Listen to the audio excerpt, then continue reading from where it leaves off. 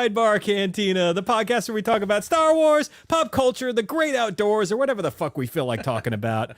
I am Mr. Jason Roscom. With me here each and every single week, the Darth Vader to my Palpatine, Dave Martin. Hello, Dave. Hello, Jason. How are you? I'm still coming down off a fucking fantastic weekend. Yeah. I'm sure we're going to hear all about it. Yes, you will. But before we hear all about it, what are we talking about today? Well, we have a Star Wars topic this week. Indeed. And Still doing Star Wars, still on the Star Wars train. That was terrible. I was going for a Monsters, Inc., you know, when Mike Wazowski is talking about taking her on the train that night. Taking her on the train? Something like that. Well, she was going to take her on the train? You know what? I need to rewatch that movie. I think I missed it. You might have missed the key. I missed something. Key plot point of that movie. I definitely missed something. Well, besides some very rare sexual innuendo and fucking Monsters Inc., we're going to talk about Darth Vader comics. Yes. From 2020. C. 3PO. And we're going to do books 1 through 5. Correct. Because reasons. Yes. Well, because it's a single story, is right. Those first 5 issues. Right. And because we did that other, what is that? What's coming? There's something coming out this week. The Tales of my the birthday. Jedi? On my birthday, yeah. Isn't that coming out the 26th? Yeah, actually it is. Yeah. So that's not out in time for us to cover it. So we're doing the comics. Yeah. Plus we like doing the comics anyway. Yeah. The Vader stuff is fucking good. And there's some stuff to really kind of dig into a little bit. And right. Some existential conversations we'll have. Right. We're gonna dig. Yeah. We're gonna dig and we're gonna scratch a little bit. Yeah. And then that. And then go shit in the yard. No. Okay. No, there will be no shitting. I may piss in the yard. I'm not going to shit. There'll be plenty of that. Yeah, most likely. All right. So before we get into all of that, do we want to talk about Patreon?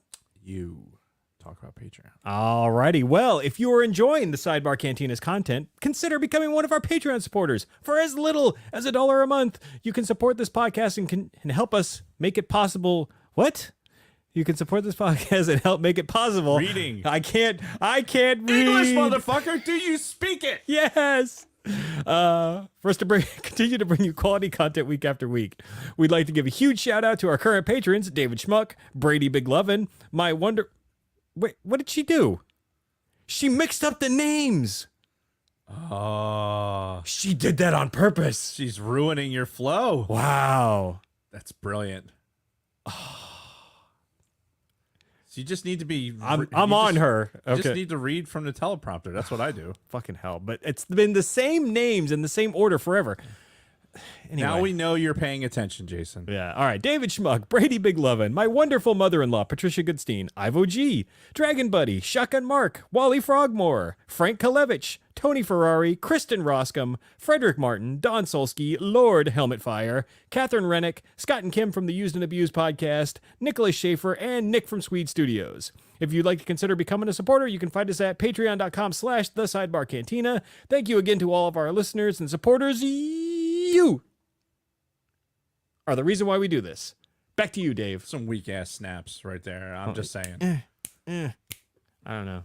I'm sweaty. I don't know. It was really hot in here. I don't know. It's worked weird. all day. It was hot in the room when we first came in. Maybe I've got some like artery blockage somewhere. I don't know. Maybe that's entirely possible. Yeah. Not so much for you. I mean, I have the prerequisites for that. I'm not sure that you do. All right. Well, Do you know what the American Sign Language, the sign for dog is? no. It's like this. Oh. So it's like, you think you're getting a dog to come to you. Yeah. It's like that. Huh. So that's dog. Or you could also do like this and then pat your leg. Oh. So some of sign language is so practical. Yeah. This is Dave Teaches Sign Language. Yeah, Dave's trying to learn sign language while he's doing everything else because you don't have enough going on in your life. if my brain stops moving, if my brain stops swimming, You're like a shark. it will die. It will die. All right. You got any Red 5 to talk? I'm sure I do. I'm going to move the iPad closer to my face so that I can actually read it properly. Okay. Good idea. And littering and smoking a reefer. All right. In Red 5 headlines, the Red 5 Tavern, our Red 5 Network Dungeons and Dragons podcast needs your help. Tom, aka Eldron the Wood Elf, had a horrific house fire last Tuesday and lost everything. Tom, his wife Jennifer, 13-year-old son, and 4-year-old daughter are now without a home, clothes, shoes, and everything. This is serious, despite the voice. And This is real. I'm reading it with a voice. It just sounds weird when you're doing it in a voice, talking about something serious like that. Because my normal voice is not serious. Well, neither is this, but go ahead. And the Pennsylvania, listen, Tom, his wife, his 13-year-old son, and 4-year-old daughter are now without a home, clothes, shoes, and everything. And the Pennsylvania Poconos weather is getting colder by the day. The Red 5 Tavern has set up a GoFundMe titled #Tavern for Tom. That's #TAVERNFORTOM. And I'm sure Luna Girl will put that into the chat. Yeah, I should have put that in the show description. Yeah, I think you still can after we're done. But it'll be in the chat if nothing else, and we can put it in the comments below. The crew will be hosting a 24-hour charity stream event beginning Friday night at midnight on their YouTube and Twitch accounts. Please share the information on the socials and pop into the live chat at any time on October 29th. More details to come. With your help, we can raise a little something for our brother and his family. Nothing else. Nothing is too small. We humbly ask you to aid us in our quest.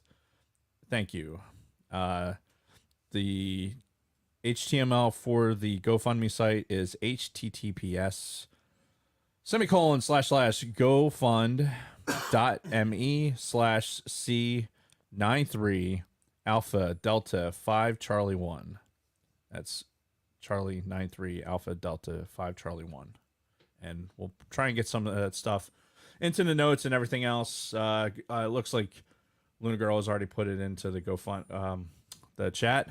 Yep. And again, I have to drop down into a serious octave because my normal voice is just, it's not. People hear my normal voice and they think I'm trying to be funny. My penis is so smooth. Smooth. That's all I have All right, fair enough. for now. Yeah, and until later. Until later. Yes. That's all I have. I mean, the diva might have something for later. Indeed she might. All right, so sometimes we'll talk about a day in Star Wars before the show or at the top of the show. Sometimes just And I have 3 days in Star Wars today from this week. Shut up. And they all kind of encompass one theme. Shut up. Yes. So on this No, I day, mean, shut up. Just stop talking. Oh wait, no, never mind. That's what we're doing. We're talking. if you want to keep the show moving, then that's fine. I'll stop talking. I'll let you run this thing. Hey, it's just You can steer the ship. Are we back to normal? no. All right. Well, on this day, October 24th in 2013, so 9 years ago, Jesus Christ. because math, Lawrence Kasdan and director J.J. Abrams are announced to have assumed screenwriting duties for Star Wars Episode 7. Wow, God, it's hard to believe it's that long ago. Yeah. Honestly. Well, hold that thought because we've got 2 more days.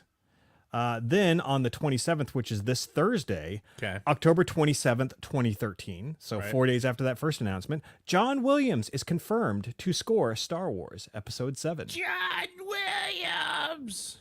And then, God, that just makes my nipples so. Yep. Oh, belly. and then a few days later, Oh. Anyway. a few days later, October 30th from the year before, so October 30th, 2012. Right. So that's 10 years ago. We're coming up on the 10th anniversary of this, by the way, which we can talk more about it next week, I think. New Star Wars movies are announced as Disney enters an agreement to acquire Lucasfilm. Yeah. Craziness. Yeah, so we're just about 10 years removed now from the Disney buyout of Lucasfilm. Shit. 10 fucking years. Yep. And then 10 years since the demise of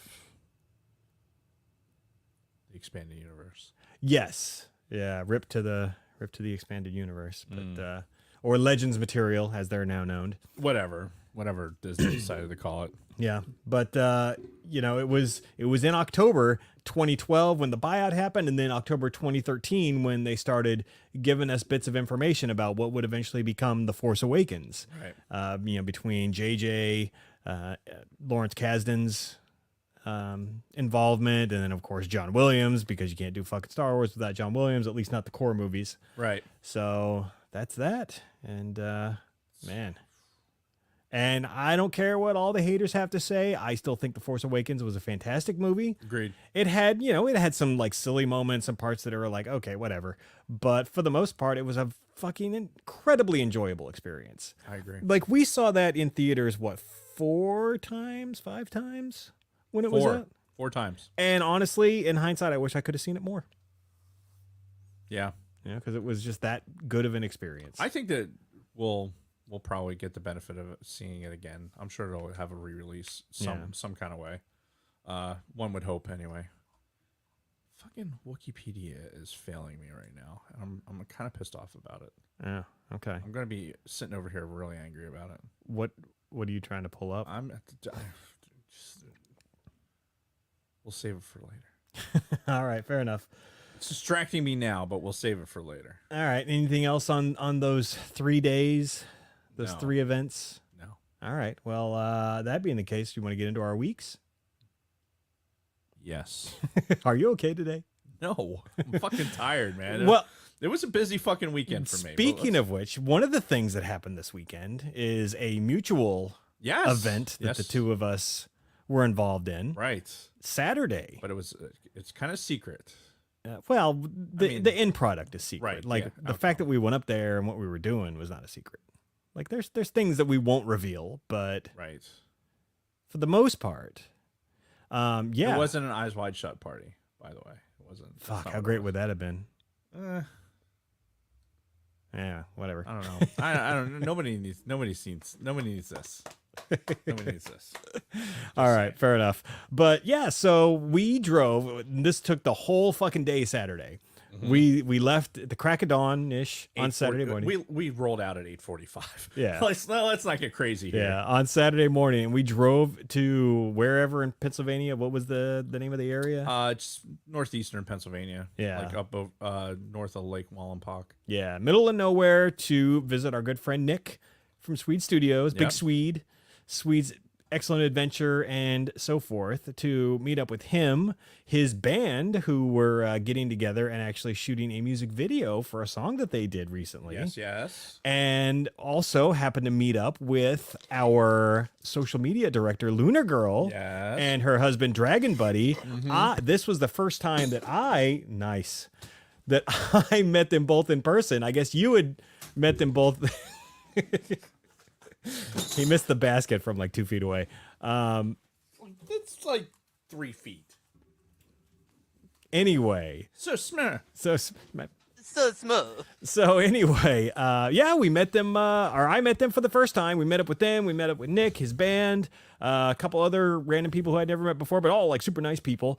And yeah, we just kind of like kicked it out there in the middle of nowhere at his family's cabin in the woods, and it was great. It was a good day. Lots of good food. Yeah. Lots of hanging out. Got to see his old band, and they were playing a bit, and Yeah. it was good times. Good times all around. Yeah, it was. It was a Oh, good and then we time. got to do some fucking incredible stargazing later that evening when the sun went down. Because again, middle of nowhere, light pollution very, very minimal, and you can see all kinds of shit. I could see the faintest appearance of the Milky Way in the sky. And honestly, the only reason it was as faint as it was is because there was actual clouds coming through. Yeah, And even with the cloud cover, that high altitude, like just thin cloud cover, we could still see so many fucking stars. So I love that shit. I love I just, you get lost in that, right? That's that image. Like I know for me, I went in the Lightroom and I was working pictures, And like, you know, one of the pictures I think I sent it into the Star Killer group. It's one of the pictures that I took. This is I'm actually shocked how well you can see that on the Yeah. YouTube feed. I mean, it looks like somebody spilled glitter on my iPad screen, but in reality, those are all stars. Yeah, that's a picture he took himself. Yeah, of the starry sky. I backed the contrast down so you could, like, the clouds are out of it, but also unfortunately it takes out the Milky Way. But you can see the clusters of stars that kind of make up the Milky Way, like all through here. Like that's where the Milky Way was. Yeah. And then you have Cassiopeia is right here, which puts Andromeda out here, right there. The little blotch right there. So I'll make it bigger.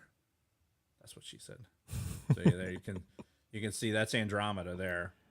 So Fucking brilliant. yeah. Good shit, man. Yeah, it was a hell of a sight to see, and we got to do it again. Yeah. On a look in the wintertime I think is the nighttime is the right time. 3 weeks later. The wintertime is great for being up there. It's cold as a witch's tit, but that cold, just the crisp air just makes it so much more clear. There's no atmospheric disturbance from any temperature differentials and any thermal updrafts or anything else, and it just makes it just fucking clear in a million. You get a cold, clear night, perfect for stargazing. On a new moon, fucking forget it. Yeah, Now- the moon's so goddamn bright, you can't see anything Yeah. else in the sky. Yeah, even Jupiter, as bright as it's been lately, is still it brights up a pretty decent area. Yeah. So yeah, it was great. It was fucking great. I love staring up. Just look up. Yeah. Any situation.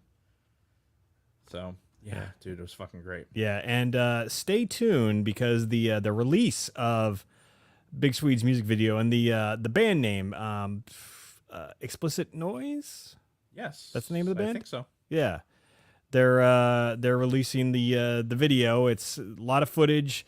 You might even see myself and Dave and Lunar Girl and Dragon Buddy in there a little bit, I don't know if you're gonna see me. depending on the cut, depending on what footage gets used. I'm But hoping you don't see me because the handful of pictures I did see myself, I'm like, God damn, I am enormous. you never know. You never know what he's going to use because we shot a lot that day. But either way, it was a fucking fantastic time. She said. Nick, thank you so much for the invite. That was Yes. awesome. And Lunar Girl and Dragon Buddy, it was excellent to meet you two in person for the first time. So yeah, that's that. Anything else on the party in the woods? No. All right, so I have my traditional 94. whoops. The sacred Jedi. 94 Black Series. Almost. I'm sure I'll be there after Christmas. But I have a new Black Series figure of the week. And this is a good one. I'm shocked I didn't get this one before. But it is our man, Cobb Vanth, with Boba Fett armor. And I gotta say, they fucking nailed the face. Like, actually, this kind of looks like a combination of Timothy Oliphant and George Lucas in the face. But he is rocking the gray beard. And it looks good. Very detailed. And again, he's in the Boba Fett armor, which is awesome. So They did nail the face. yeah. But yeah, you can't go wrong with Cobb Vanth. Good character. And yeah, just another one to go on the wall. You all right over there? I'm just scoping out the fucking level of detail on the helmet.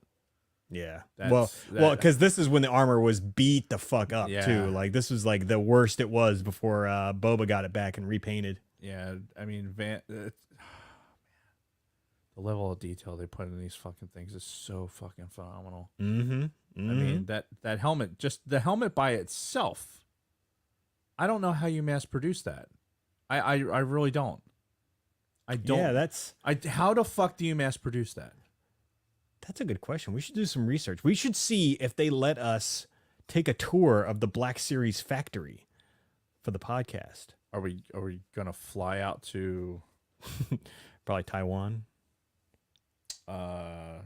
China? China. All right, I'm not going to China. Yeah, neither Fuck am that. I don't think they'll let us, to be honest. Yeah. Not if we want to keep our security clearances. Yeah, I wouldn't go there anyway. Like, if you're an American, don't fucking go to China. Don't go to Iran. Don't. What the fuck? What? Yeah, don't go to any of these places. Oh yeah, I want to go hiking in the Iranian mountains. Like, you fucking idiot. What do you think is gonna happen? You think you're just gonna go and just do whatever the fuck you want and then just eventually leave? No. What do you think you are, Canadian? Yeah, don't go to fucking Russia. Dum-dums. Anyway, the only other thing I had was I just wanted to give a couple of shout outs. First, I want to give a shout out to Russ. What is up, my friend? So Russell from work is the Diet Coke guy I was telling you about like a month ago. Maybe 2 months ago, the guy that I saw like a million empty Diet Coke bottles. Oh, speaking of which, let me go ahead and partake Yeah, in you said should. deliciousness right now. So he did set me a little straight, though. Apparently, the reason why he has so many Diet Coke bottles on his desk is because he takes them home to recycle them. Because for some reason in our building at work, we don't have any recyclable containers, which it's a whole other discussion. But yeah, so he takes them home allegedly, and Regardless. but It's the nectar of life. And he's he consumes it. So yeah, no, he's quickly becoming a very good friend at work. And he's just like us. He's a Gen X guy. He's a couple years older than us. okay. But he's Gen X dude, huge nerd into Star Wars stuff. He's the guy that got me back into guitar. The guy that I'm taking lessons from now, Russell set me up with. Nice. So, yeah, just wanted to give him a shout out because I know I left him out when I talked about my coworkers last week or the week before. I think it was last week. Yeah, I don't know. The days are just, I don't know. You said Russell, and I immediately thought of Wayne's World. Oh, The Wayne's World Russell, yeah. and that's just like, all right, that's probably not the best static image to have of somebody. Yeah. If you ever meet them, you're like, you don't look like him at all. Yeah, but huge shout out to us. He's the guy who I told you I walked into his office and he has the fucking Cardinal, the big helmet, like the Black Series full size helmet of the Cardinal, the Red Stormtrooper, Right. the fucking Vader helmet that's kind of coming apart, like it's in the different pieces on display, and yeah. So I knew immediately like I'm going to get along with you really well. Oh, hi. Forgot where it was for a minute. And outside of that, just want to give one more shout out to a former coworker, a very good friend of mine. Just lost his dad last week, buried him today. Fuck cancer again. Fuck cancer. I won't say his name because I don't know if he wants me airing his business out there, but he knows who he is, and I'm thinking of you, brother. Yeah, fuck cancer. Yep. And that's pretty much my week. What's going on with you? Oh, nothing. No, nothing at all. No, it's fairly Nothing at uneventful all. weekend. Feels like I'm wearing nothing at all. So the fucking Phillies are going to the World Series. I heard that. Oh my fucking god. So we know I'm a Philly sports guy, right? I don't know why you bother. I at least try. I don't want to interrupt you while you're talking.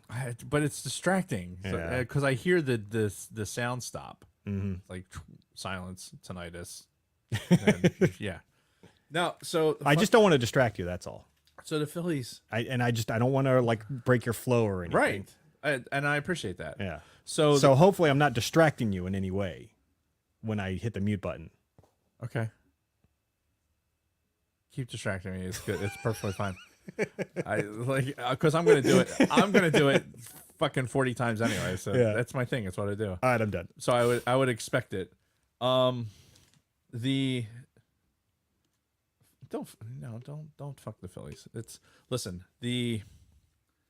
I got season tickets this year, right? I got Sunday season tickets, which is it's a great inexpensive way to be a season ticket holder.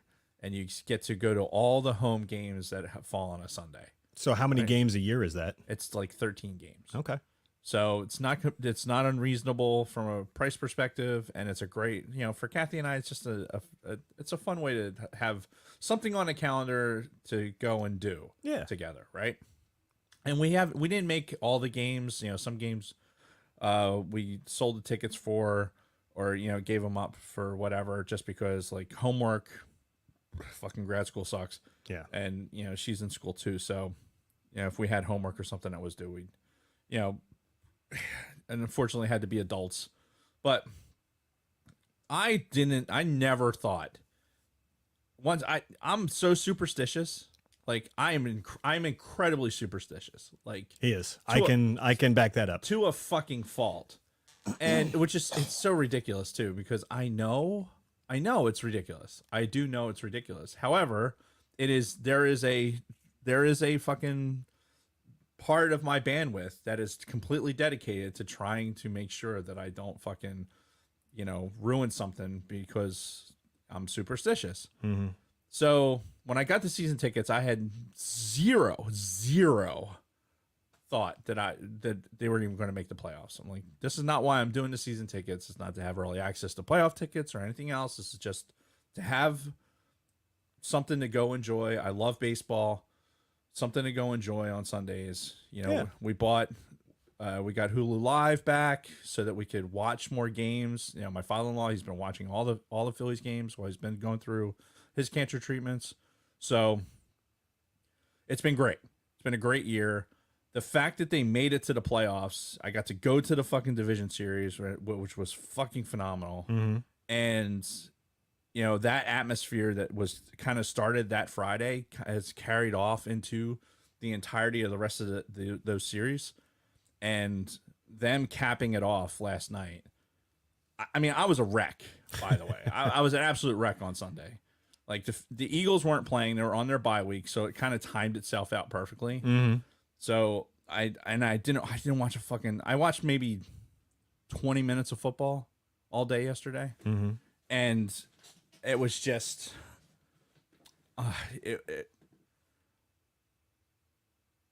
it was just really, it was a game that it would rained all day yesterday, right? And the field was getting really sloppy, and the Phillies were throwing the ball away.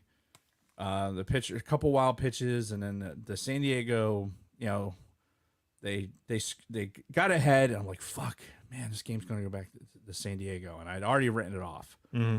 And they got the right guys up at the plate, and Bryce Harper hits a fucking home run, and I literally, no bullshit, you can ask Kathy, from the time that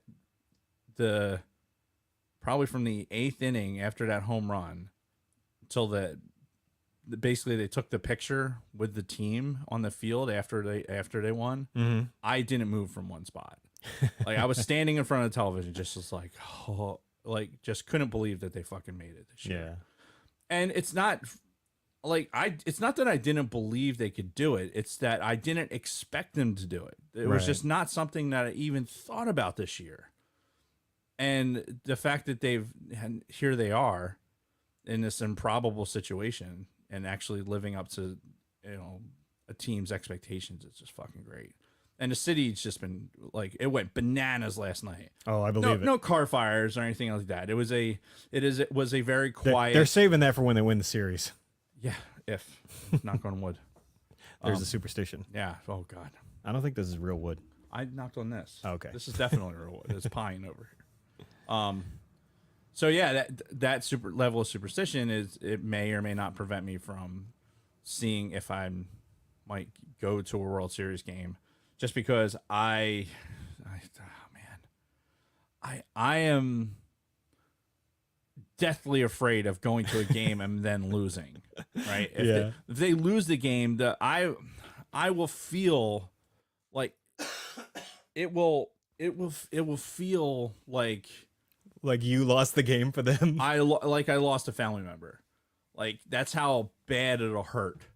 Right. If even though the only game that I would go to is most likely the first game, because that game, even if they lost that first game, there's still more games. Sure. Yeah. Afterwards, it's not like an elimination game. I would never go to an elimination game because I couldn't take it. Yeah. I couldn't fucking take it. Yeah, the nerves would be too high. I would probably throw up. Sports is one of those things where just my anxiety level and just was ridiculous. It just really is. It's just ridiculous. And I don't know if it's because it's such a long drought between like good teams, but yeah, it was a great weekend for. It was just a really good weekend for sports in Philadelphia, and it's just it's good to be a Philly sports fan right now, which is unusual. Mm-hmm. So I say that like the Eagles being undefeated, Philadelphia being the Phillies winning the pennant, going to the World Series. The Flyers are doing well. Sixers, I don't really give a shit. The Union's playing for who? The soccer team. They're playing for. I think they're in a title. If they're not in pretty sure they're in the playoffs. So and look, there's a nice following for them, and I'm glad. It just brings more energy, positive energy to the city. Sure. Which it needs, honestly. It needs all the positive energy it can get. And it's awesome. So I'm cautiously optimistic. What I just looked at that. I'm like, where did that come from? Well, since we've acknowledged it, we might as well just like show it on Scarif After Dark, which I wonder who that is. Telling some dirty jokes. No, it's not actually. Like for purposes of a superstition, it is not. But what if that was good luck? Jerking off was. But that's not knocking. Right, but no, I'm saying like hypothetically, what if that was like a thing for good luck? Then, well, I mean, I'd probably do it. Like if there was some situation. See, I'm not so bad that I'll like not wash socks and shit like that. But I'll definitely like if I go to a game and I'm wearing like a jersey or something and they lose, I won't wear that jersey ever. Well, I probably won't wear that jersey to a game again. Mm-hmm. And if I do, it'll be like there'll be some like okay, it needs to get washed, hung up, or you're in timeout, and I'll take you out later. This happened a lot with my Jim Thome jersey. Like I was like, no, you're losing. You stay in that fucking closet. You're on timeout. But yeah, I would do that. It's that personification of uniform items that do that. Funny enough, though, I don't do it with hats. No, like it's not like I'm wearing this hat. Mm-hmm. The hat's a hat, like because I rotate through hats. Like constantly. Well, maybe that's your problem. Maybe that's why they haven't been as successful up till now because you haven't been paying attention to the hats, and that's what's actually causing the wins and losses. No, I can probably empirically prove that the hats had nothing to do with it because I have so many hats that the ebb and flow of hats to win and loss ratio is definitely like you would notice if there was a correlation. Yes, it is. There's no correlation. We can graph it. It is definitely not a thing. As I wear, this is the newest of my Philly hats. I have a World Series Phillies hat on its way. Excellent. So yeah, with the Phillies, I'm saying it now. Listen to me. If you hear the sound of my voice, the Phillies are going to the World Series. The Eagles are undefeated. There's a lot of good things happening for Philly fans. Have your fucking go bags ready because the apocalypse is going to happen. That's the first sign. This is the first sign. Yeah. Well, this might be the third sign, but it's pretty evident. And you know what? I'm gonna Dr. Zhivago this fucking thing all the way into the goddamn. I'm gonna ride this bomb all the way into the fucking dirt, and enjoy it because yeah, it's a good time to be a Philly fan. All right, very good. So. What else did I have? Yeah, prepare for the apocalypse. Oh yeah, and the chat is all the chat wants is Dave's reaction to the World Series games. Oh my god! They just want to watch a live video feed of you watching the World Series. You're gonna Dave stressing out. Just want to see Dave stressing out. That's what you're. So we need to talk to Kathy and make this happen. Oh my god. Anyway, carry on. I got pops. Ah, nice. You mean you have some The sacred Jedi pops? So here's this one. What? You may have caught a glimpse of this in the car when we were driving up to the so lake house. is this new? Are these new holiday ones or Yes, those are. okay? So we've got holiday pops, Boba Fett as a snowman, Yep. very nice. And if you can see the back here, it shows what's coming. Yep. So I'm pretty sure that I pre-ordered a lot of these, but I was in GameStop seeing if my pre-order for the Black Kazakhstan had come in, and it hadn't. And I'm like, well, if my pre-orders for some reason don't come in, I don't want to miss out. So I got the Boba Fett one to go with the Darth Vader one that we have on the shelf already. Oh, okay. So, yep, slowly but surely. Dude, speaking of like holiday figures, there are so many holiday fucking Black Series figures. They just came out with a bunch of Halloween ones for this year. There were a shitload of good Christmas ones last year. Apparently there's some more Christmas ones this year. I'm like, fuck. God. And of course I'm under the embargo. I can't buy any willy-nilly. I have to clear it with the master first. And it's been tough. Yeah, but it's probably for the best. Oh, I'm sure it is, but still, I want them all, and I can't buy them. Speaking of getting them all, What the fuck is this? so What? this I got this several weeks ago, and it's been it's your favorite guy right there. yeah. You would think that why would Dave get the entire Bad Batch in one box? Because it's awesome. And that's what you're asking yourself. And the answer is because it was on clearance at fucking GameStop, and it was a ridiculous price. Really? Yeah. So I'm like, I hate everything about this package, but Oh my god. And of course, these are them without the helmets. If you Right. look on the back, apparently there's also a 5-pack of them with the helmets on. well, I don't think it's a 5-pack. I think it's just Oh, showing the individuals. the And you have those individuals. I do. right? I do. So yeah, we've got Hunter, Wrecker, Tick, Crosshair, Echo. Yep. All in one, all lined up. Yeah. So I did when we got to the studio today. I did some rearranging. I can't really see that on the camera, but That's all right. They'll be back there to go with the rest of The sacred Jedi pops. yes. And yeah, I did some rearranging. Moved all the non-Star Wars pops out back into the corner there. Like everything that you basically can see on the screen right now is all Star Wars pops. Yep.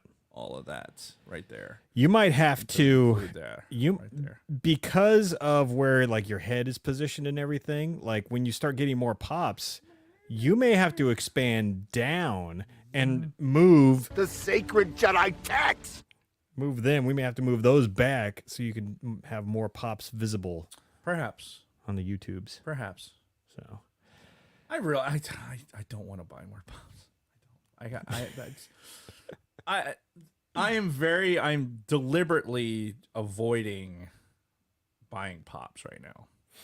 If they walk into my if they just happen to cross my path, and I'm like, oh well, that it came across my path for a reason, so I'm going to have to get it. it was destiny. It was destiny. Like if you don't buy them, then the Phillies might lose the World Series. So. Oh my fucking god! Yeah, you're right. You're absolutely right.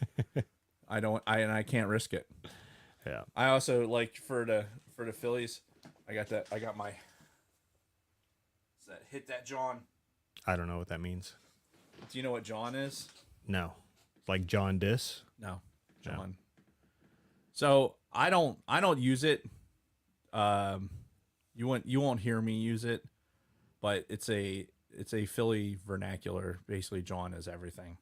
Like it's referencing like you can point to this John, drink this John, go to that John. And It's basically a noun, a verb. It's like just- fuck. Yeah, Fuck can be anything. exactly.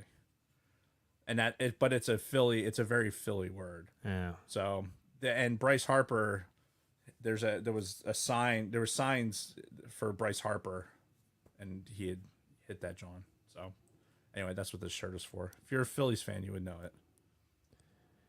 Obviously, I don't know it. All right. Fair enough. And it's nice and red, and I wore it underneath my it's my squadron polo to the fucking award ceremony today. So I was up on stage with it. And fun fact, basically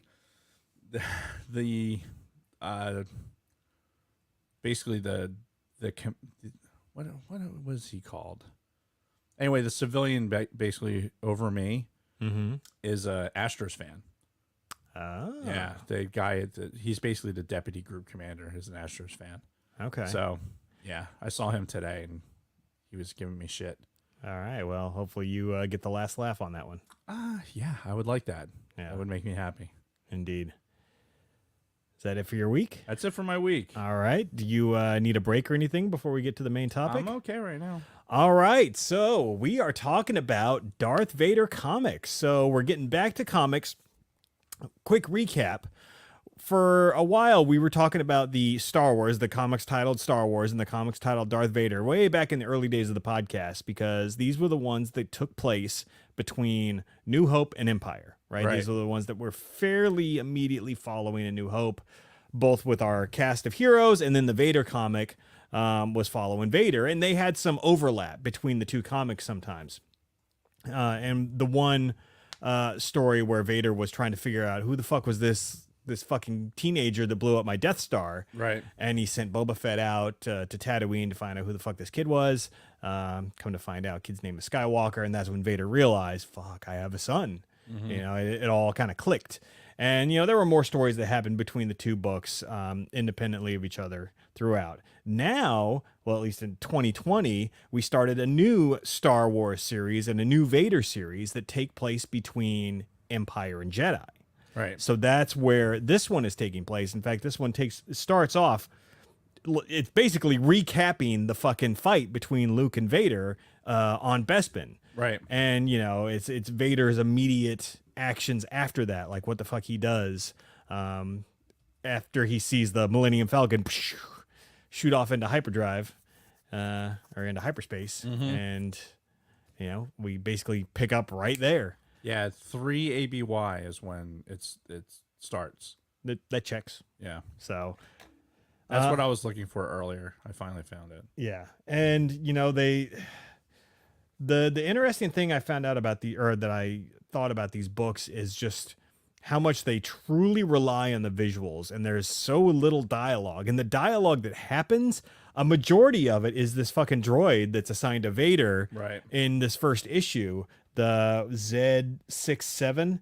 And he's kind of he's sort of like the narrator for the audience, right? To talk about what's going on and everything. Right. But because Vader has very minimal dialogue, all of his stuff is in like flashbacks. It's all these visual comparisons between what's going on in front of him at the moment and then these flashbacks he's having to either Luke or Padme or whatever. So just very visually stunning images too. These when we would talk about the comic books before, we had real love-hate relationships with them a lot of the times because of the artwork. Sometimes the artwork was like fucking spot on and it's like, this is good, you know, this is like photorealistic looking comics, whereas some of it looked like shit, looked like a kid drew it with a fucking crayon, you know? And I find that really takes you out of the story. Like, because this is a comic book. It's meant to be visually and aesthetically pleasing as opposed to just. Yeah, and I know that there's a lot of artists out there, and some artists have some visually unique styles that appeal to some people. That doesn't appeal to me. I like these photorealistic looking comics, and these Vader ones have that. Like this. This is, you know, in the first couple pages, you got shit like this. Yeah. Which, if you're watching it on YouTube, then you can see what I'm talking about. Yeah. So anyway, yeah, this one takes place immediately following the events of Empire, and Vader's sitting there kind of recapping like what happened with Luke in his fucking head. And then boom, we're like Vader's now he knows fucking about Luke. Luke knows about him, and now he's got a new mission. And something that we see right off the bat are Vader with some Death Troopers, the Death Troopers that were introduced in Rogue One. Yeah. And of course, in the comics too, their fucking dialogue is all blurred because they got they got that weird fucking dialogue. But I just think the visual of Vader next to the Death Troopers is cool because we've never seen them together before. because, while Vader was alive in the cinematic universe, Death Troopers hadn't been invented yet. Right. Now, in current canon, yes, they've always been around, or at least they've been around for a while. But it's just cool seeing them juxtaposed with Vader. Just these like all just black armor and just they're the stormtrooper versions of Vader, basically. At least that's kind of where I figured they were going with that. Right. They wanted stormtroopers, but they wanted to be in black, and they wanted to look Vader-like, and now we have them all together. Right. And and basically Vader's now he's on a mission. He's like, I want to find out who all hid Luke from me, and I'm going to kill them all. Basically, that's his driver at the start of this story. And the name of this story, by the way, like these 5 comics, it's called Dark Heart of the Sith. The title's a little deceptive because it doesn't really go much into like Sith or anything like that. This is strictly just Vader, like. Yeah, but he is Sith. Right, for all intents and purposes, and he's set on death and destruction. Yes. So this is him. Yeah. Being with his dark heart. Mm-hmm. So it's not the most heinous misrepresentation of a fucking title that I've ever seen. No, it's for just sure. Yeah. It really, at the end of the day, it doesn't have much to do with the Sith or anything else. It's really just Vader, like, in a lot of these first 5 issues, it's him kind of reminiscing, visiting some locations of his past, and getting a lot of flashbacks and a lot of comparisons to current day and everything, and it's very unique. And where else do we start this journey of the past, but one planet? Coruscant? No. It's the planet, the one that we. No, hang on. I got this. Hoth? No. Hang on. Give me a hint. Lucasfilm loves this planet. They love it more than anything. It's Endor. No. Give me another hint. We've been there many times recently. Alderaan? No. Damn, I can't think of yet another planet. It can't be Tatooine. Oh, but it is. Oh, that's very surprising. Yeah. So we're stretching a little bit here, and we're going back to Tatooine again. Shocking. So he can get himself all sandy. Yeah. Get some sand in his right in his crotch piece. It's like, oh yeah, get it in there. Let the hate flow through you into your fucking crotchal region. Yeah, and I thought, he didn't like sand, but obviously.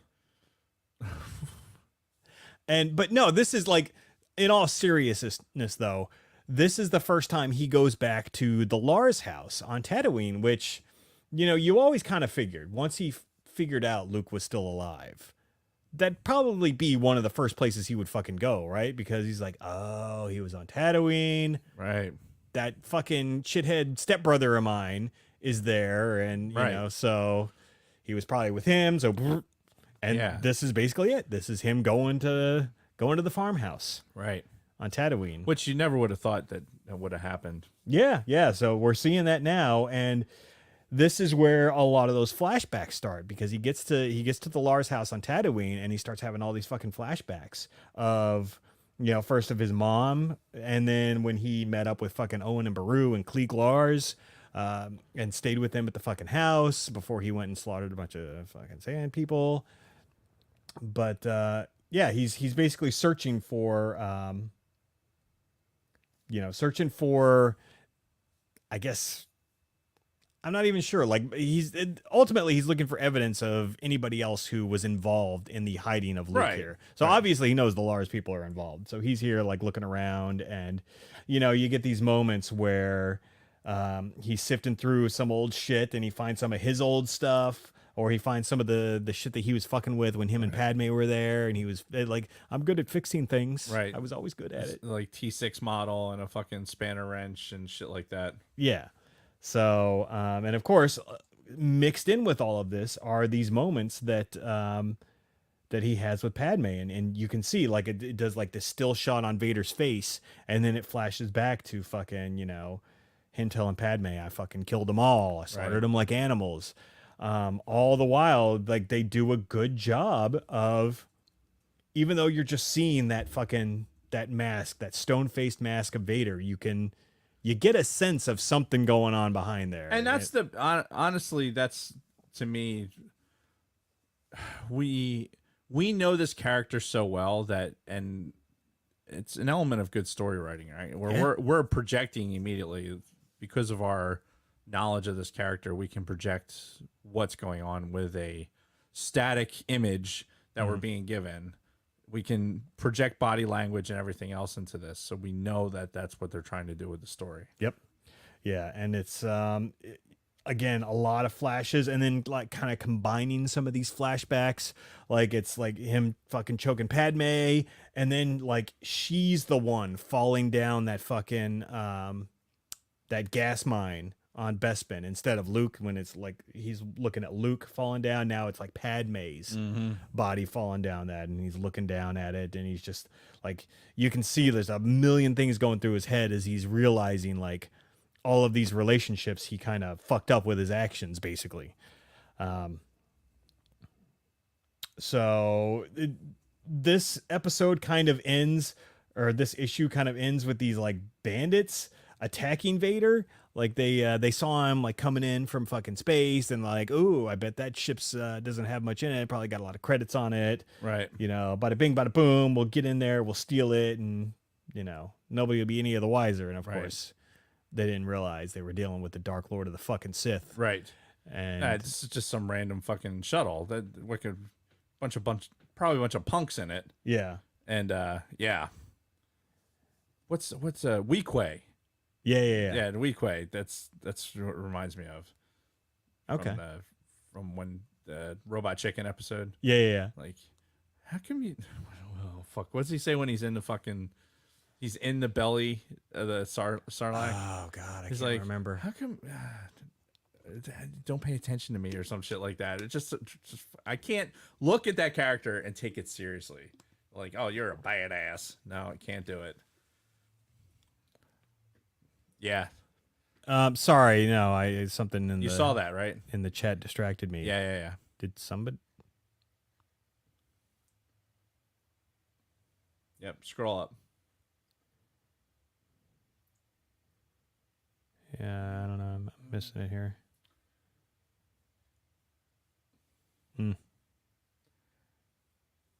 Anyway, sorry, distraction. Squirrel.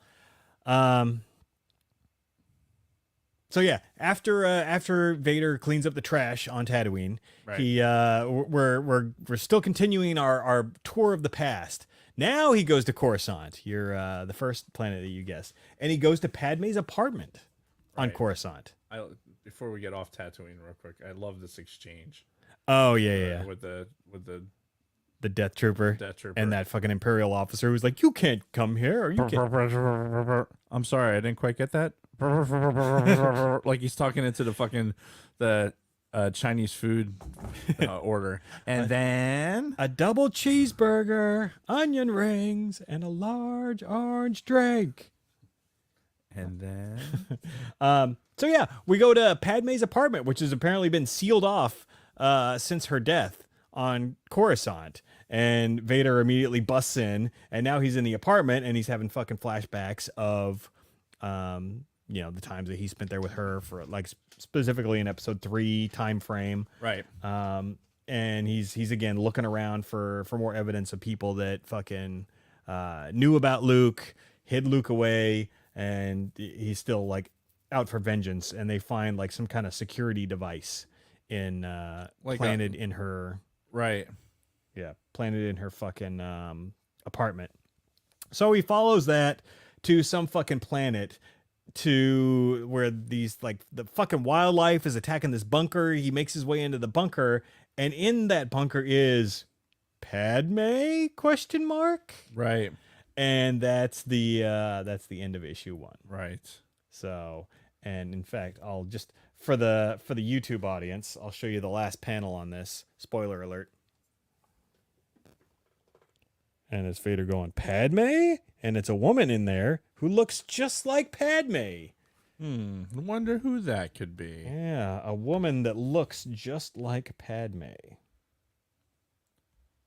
wonder if I have to twist this sideways to get it to fucking do the full panel. Because right now, like, the way I have to do it, it's like this. Oh, you're doing the zoom thing? Well, I don't Like want double to. double click it. Like just there Well, now it do it goes again. into like individual. do it again. Okay, maybe you're fucked. Yeah, I guess you only have 2 modes. Well, I think I'd have to do this. Yeah. This is Dave learns how to use an iPad 101. Look, you see what it's doing, right? It's not fucking giving me that option. This iPad is far superior to yours, by the by. I'm sure it is. I'll just look at it like this. Are you all done over there? For this particular comic, yes. Yeah. Writer Greg Peck. Pick.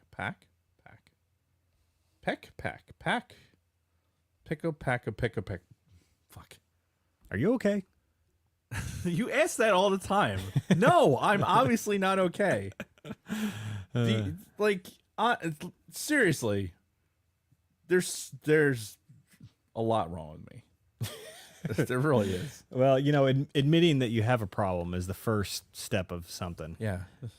So, Something. yeah. All right, get into episode 2 or issue 2. Episode issue. We now have flashbacks of Anakin and Padme in Attack of the Clones, where they're about to be like shipped into the arena, and she's like, "I love you. We're about to die anyway." Get all scratched up and get her fucking belly exposed, and be all hot and shit. Yeah. So we flashed back to Vader, to him confronting this chick who looks just like Padme. Right. Come to find out, hey, it's Sabe, or however the hell you say her name. Right. One of Padme's fucking stand-in doubles. Yeah, one of the fucking handmaidens. Yeah. So, and I think she's the fuck, what's her name? Primary. I don't. The actress that played her in episode 1. Keira Knightley. Keira Knightley. Yes, I think she's supposed to be the Keira Knightley version of the Padme double. I pulled that straight out of my ass. Yeah, fine, nice. I'm sure somebody in the chat will correct me if I'm wrong, but yeah. So she's the Keira Knightley character who is Padme's double, and now she's, God, what do they call themselves? Amidalans. She's the leader of the Amidalans, which is like some fucking little rogue group that basically has formed as like justice for Padme. The Amidalans. Yeah, which is kind of silly, honestly. But their opinion is that she was murdered, and they've been out to find her murderer. Right. Which, I mean, spoiler alert, she kind of was. Yeah. Like, although, I guess you can die of sadness. Mm-hmm. So I guess she killed herself? Yeah. Murdered herself with sadness. Yes. Which it's not to make fun of it, because you can, like, there's a whole fucking thing with mental health and everything else. We're not here to make fun of that. However, she died of sadness. So Vader, again, on his mission to relive the past, chokes out new Padme. Yes. Just like he choked out old Padme. Fuck you, bitch. And we get a nice little comparison shot. Meanwhile, between... the droid's egging it on, like, yeah, choked it, bitch. Yeah. Yeah.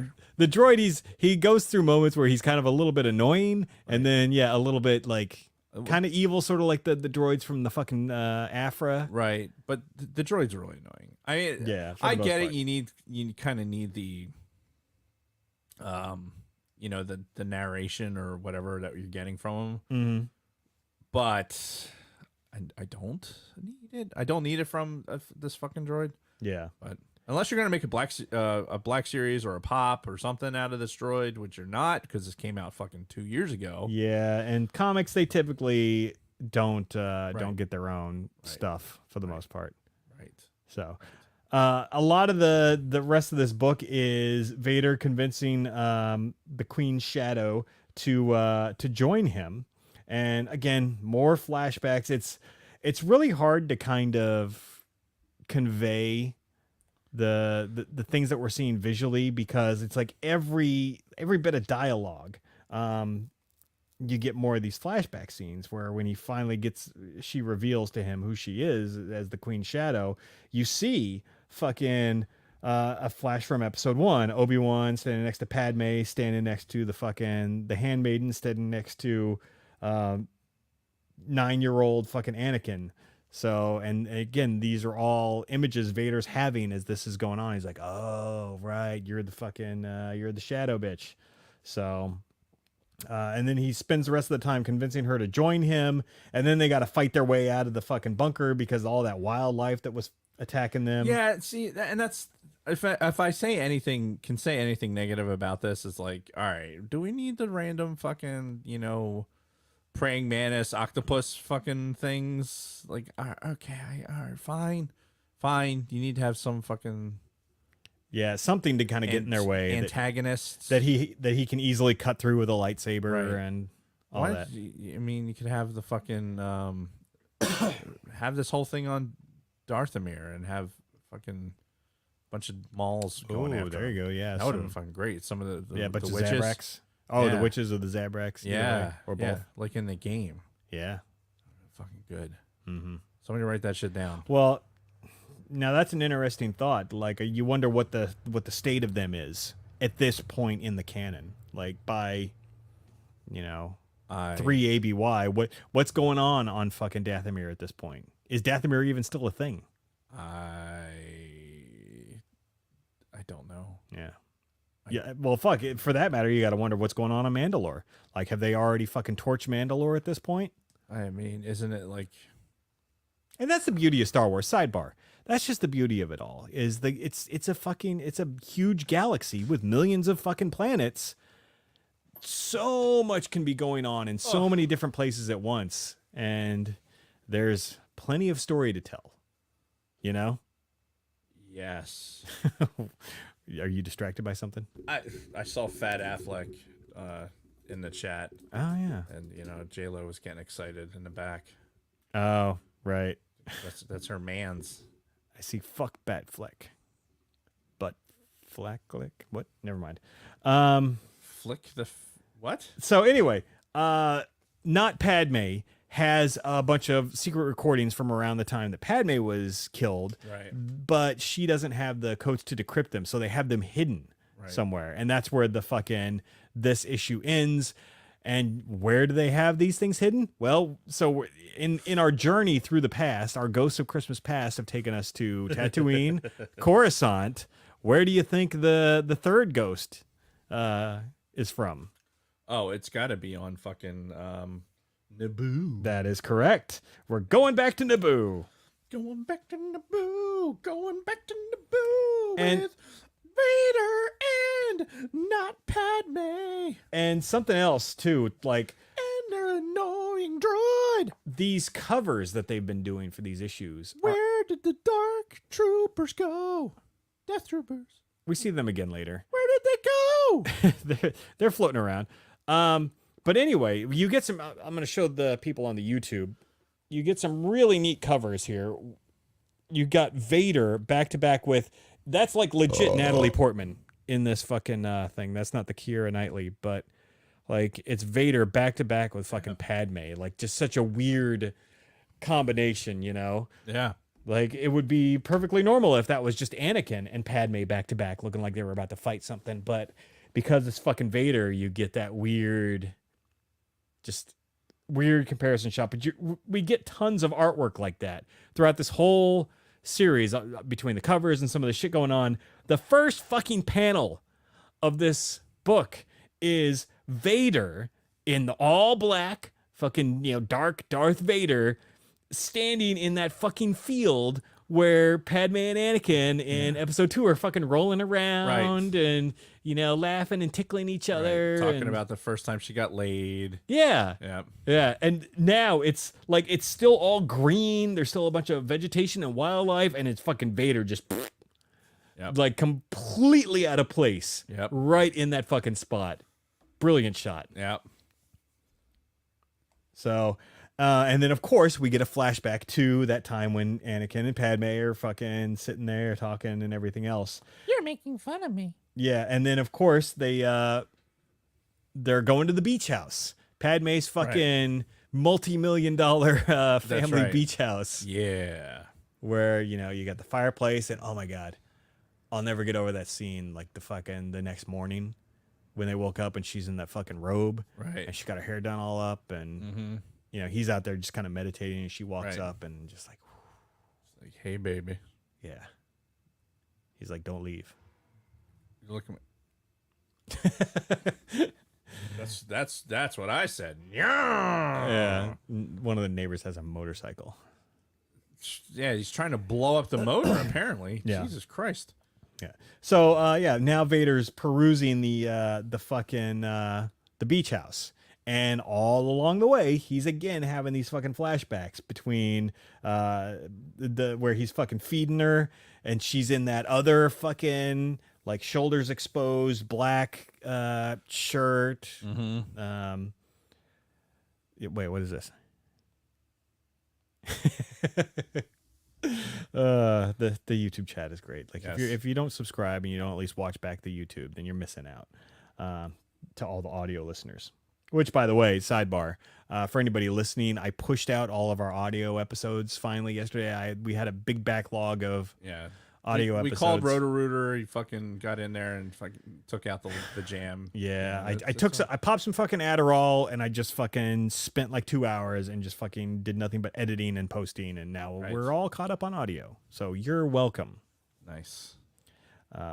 Anyway, Thank you, sir. yeah, we're on the beach house. Fucking two other dickwads show up. Vader quickly schools them. Come to find out, one of the guys was one of Padme's fucking security detail on Naboo. Like a Tanaka knockoff. Yeah, well, the one guy who had the fucking eye patch, Right. that security guy. Right. The Tanaka knockoff. Yeah, sure. Yeah, Say it. Tanaka knockoff. There you go. See, it's fun. It's fun to Yeah. say. Yeah, so we're getting more ghosts from the past. Right. But they attack Vader. Come to find out, they're with not Amidala, and Right. I think this is around the time where they actually reveal their name as we're the Amidalans, and we're fighting for the memory of Padme. Right. And they're now going down to where the fucking the secret recordings are that they Right. There's a secret mission in uncharted space. Let's go. or uncharted seas. Also, yes. Because what would a trip to Naboo be without getting in a fucking submarine and going, deep water diving? Yeah. Like, gonna go see the Gungans, gonna have ourselves a time. Yeah. And you get this great shot of like everybody in the fucking thing, the two security guides, the fucking droid, not Padme, and then Vader in like a fucking coach seat of an airplane, just sitting there, just Like, what the fuck am I doing here? yeah. This is stupid. I'm just gonna crush everyone to death right now. Mm-hmm. Put us all out of our misery. Well, yeah, and there's one moment too where he's actually like pulling out his fucking lightsaber, getting ready to like chop some motherfuckers down. But wouldn't you know it, a fucking big ass sea monster. Right. There's always a bigger fish. Yes. Oh no, the bigger fish comes later. But this is just one of the medium-sized fish, and it comes and it fucking starts chomping on the fucking thing, and Vader's fine. He gets out of it. He's still in He his has a suit. fully pressurized apparatus, so Yeah, which totally. sure. Like, when you hear him like pressurizing when he's like takes the helmet off. Oh, when you put it on and you Right. hear the like that high pitch. Yeah. So that's him. That's the suit pressurizing. Yeah. Because think of it this way, right? If you're like in that state, right, you'd want to like maintain some constant barometric pressure, That's fair. like because you have what is it? It's kind of like being in an iron lung, Yeah. right? You want to constantly be in this be able to control the barometric pressure. Yeah. That regulation of the. Yeah, so if he can be in there, it'd be like being in a diving bell. It's like, okay, I'm in this constant pressure fucking spacesuit. And I guess Here we there'd have to be some sort of device in place to keep the water from soaking into the breathing holes, I guess. I just fucking, it's an outgassing thing. Yeah, or just use the force, I guess. You should or use the force. That's not how the force works. Anyway, their ship gets fucking chewed up by the sea monster. Vader fucking handles business, and they all fall into this Gungan fucking shrine that they built again for Padme. Like everybody loves Padme. She was so great. Well, I mean, Well, yeah, she was, especially in episode 2. yep. And when they get in there, there's a fucking mural on the wall of the final celebration scene of episode 1. Right. Dun, dun. That whole scene where fucking Homeboy is holding the fucking globe and all that. Right. Like there's a mural of that painted. Exactly. Dun, dun, dun, dun, dun, dun, dun, dun, dun, dun, dun. And they're looking at the fucking painting. Oh, there's Padme, and then like, oh, that's young Anakin Skywalker over there. Right. And Looking like a little bitch. yeah, and of course you see Vader just sort of like blankly staring at everything and kind of soaking it in. But then, like right after that, he fucking pulls out his lightsaber and chops the whole fucking thing down. Enough reminiscing, or Enough of this. yeah, enough of this. And fucking chops it down because behind there was the secret recording that they were looking for. And I can't remember what was in that. Here we are, missing surveillance tapes from Padme's thing. This is Sabe, many years younger. Oh yeah, this was the revelation of them being the Amidalans, and that they thought Padme was murdered by the same person who murdered, quote unquote, Anakin Skywalker, because they both disappeared at the same time. This is where they're like, and word was the last place that they were seen alive was on Mustafar. We know you, Darth Vader, are from Mustafar. That's where your fucking home base is. Right. Hence, you killed Padme and Anakin, and Right. now we're here to stop you. Right. It's all a trap. Yeah. That's a trap. Which, I mean, in most situations, they'd have all been dead before they finished their sentence. Right. However, there's always a bigger fish. Always a bigger fish. And the last fucking panel of this thing is this massive fucking fish, like barreling down on that underwater shrine. Yep. And that's the end of episode 3. Yep. I'm trying to fucking scroll back into book 4. Another photorealistic. How you doing? Now this one is odd, and I mean the realism in this is fucking fantastic. But To me, it looks like almost like Leia. yeah, it does not look like Padme. That's what I was gonna say. No, it's not Natalie Portman. No, it looks like Leia to Maybe me. that is. Maybe that's supposed to be her, or like some sort of like combination of the two. It's a good catch. Yeah, thanks. It's almost like I just saw it. Which sidebar? So, you and I both know that I have my moments of flakiness, right? Mm-hmm. And I'm not used to having moments like that. I pride myself on being fucking on top of shit. Mm-hmm. But age, Alzheimer's, whatever the fuck's going on with me, brain fog, whatever. And as Gen Xers, we're just getting old anyway. It's just a reality we have to face. Yeah. So this morning, this thing at work that we're doing, we have to make up a bunch of fucking MFRs, right? And for the uninitiated, that's their memorandums for record that our commander has to fucking sign. Yeah. I did all this work fucking transcribing from one squadron to our squadron, and we did all this stuff, and we're getting it all together, and it's we don't really agree with the verbiage, and we're kind of going back and forth. And this morning we're like, okay, we're going to sit down. We're going to, basically put this in front of the boss. And I'm like, just on a whim, I decide to go into the drive, and I'm like, clickety click, click. Oh, look, there's an operating instruction for the wing that has half of what we've been doing for the past 2 weeks already done. And I'm like, hey guys, like, look what I just found. Mhm. They're like, well, what made you look for it? I'm like, I don't know. Like literally, I just was like, we're talking about it, and I just was like, and I just Wait a started minute. I just started looking for it, and it just fucking materialized, and I felt like an asshole. And not because other people were doing the work. I mean, I did a lot of that work myself, so kind of fucked myself over. But at the same time, it's like there's other people involved in this, and then we're talking about it and having serious conversations and getting ready to present to the commander. Uh-huh. And then I'm like, hey, half of this has already been done for us. Right. Sorry. Just fucking, I'm just. It kind of yeah. It was an interesting morning for that. And I have no idea why. I like, oh, I'm going to go to this site. I'm going to look at this. I'm going to go in this folder. And, look at that. All I have to say about that is my last 6 years in the Air Force was so much duplication of work.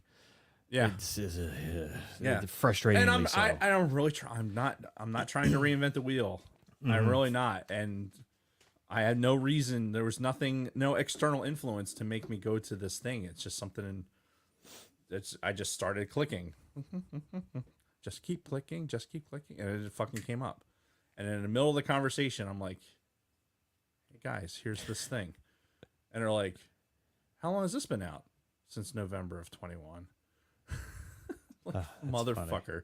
So anyway, yeah. So yeah, cool picture. Book 4. Yeah, book 4. It starts off with the fish like crashing into the fucking thing just as Vader's starting to fight off the Amidalans.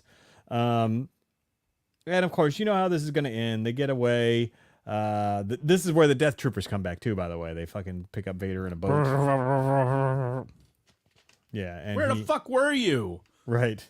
I was in this fucking shrine with these fucking idiots in a trap, and you were what, jerking off? Yeah, pretty much. Motherfuckers. Yeah. And I just like making that noise. It like vibrates the mustache. It's like, I bet the ladies like it too. I doubt it. So anyway, the Vader chases them back to the fucking shore, comes up to a big group of them, and now we get another blast from the past. Fucking Captain Ollie is there as part of the fucking Amidalans, ready to fight off Vader. Captain Ollie being the fucking guy who was piloting in episode 1 when they're escaping from Naboo, and they're like, oh, we got to divert to fucking Tatooine.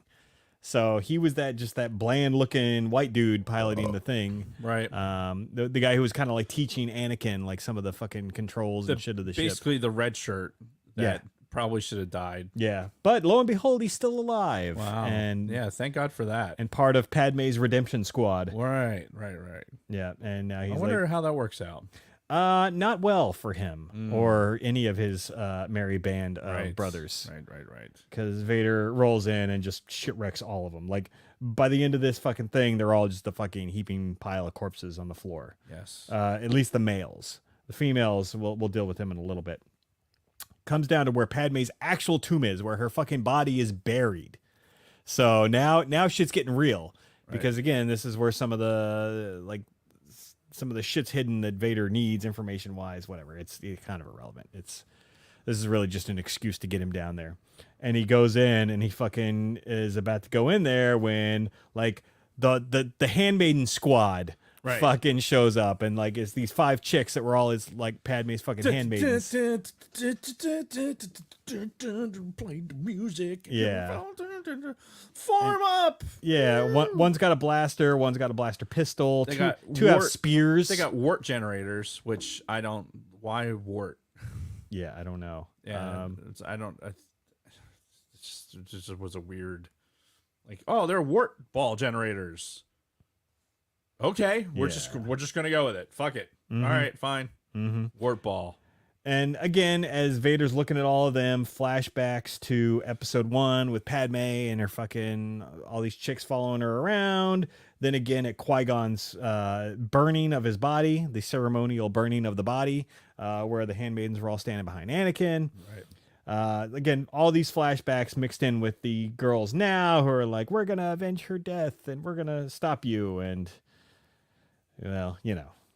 Why do you think they put her tomb so far out in the middle of nowhere? It's a good question. Just to like, hey, we're just gonna put her body. We're gonna put her body out like, I don't know, 30 clicks from anything. Just so she's not buried near any poor people. They're like, no peasants anywhere within a maybe. mile radius Maybe. of. No peasants, no Gungans. Yeah, like definitely no Gungans. Yeah, no Gungans at all. Yeah, which Like the Aussies treat you know what? Never mind. The Aborigines. Never mind. We have Aussie listeners. Lord, I apologize and be with the starving pygmies. Amen. It's a Larry Cable Guy thing. So we only saw like one Gungan during this, by the way. He was part of like the Amidalans, Right. But Yeah, obviously they need somebody to fucking maintain the wort generator. right. Well, and I fucking thought for a second that was going to be Jar Jar. Like we saw that flash of a Gungan. I'm like, fuck. Yeah, is but that Jar Jar's a Sith, so he would have been like, Right. He would have turned around and been like, "Oh, Misa with you," and then fucking, whipped out a fucking red lightsaber and started annihilate. Wasn't there a robot checking on that where fucking Vader comes across Jar Jar and he's like, Annie? Yeah. Well, it wasn't that Annie is a. I think there was a couple different ones because I know Yeah. there was one where Jar Jar was dead, and he was haunting Anakin. Oh, that's Yeah. right. Yeah, that was actually pretty good. Yeah. So yeah, these women think they can go toe to toe with Vader, Right. and he quickly lets them know who's in charge, and fucking force chokes all 5 of them.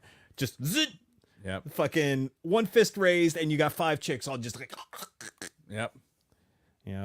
don't fuck with the Lord of Hell, and like shakens them to the side. Goes into the tomb, finds that little fucking charm thing that Anakin made for Padme in episode 1. Right. Which I don't even know what the fuck that was. It was like this little white piece of something. I forget. Oh, I used to know what that was. Was it like He's like, I made it for you so you would remember me. wasn't it the tooth of something? Maybe. It's like, man, fuck. The chat'll know. Yeah. What was it, chat? But again, you get these flashbacks, and then you get like fucking another shot of just like the still face of the Vader mask, but you can see like some kind of emotion there. Right. So Like it's there. Yeah. Like again, it's good storytelling. Yeah, and the illustrators did a really good job of like showing that. Yes.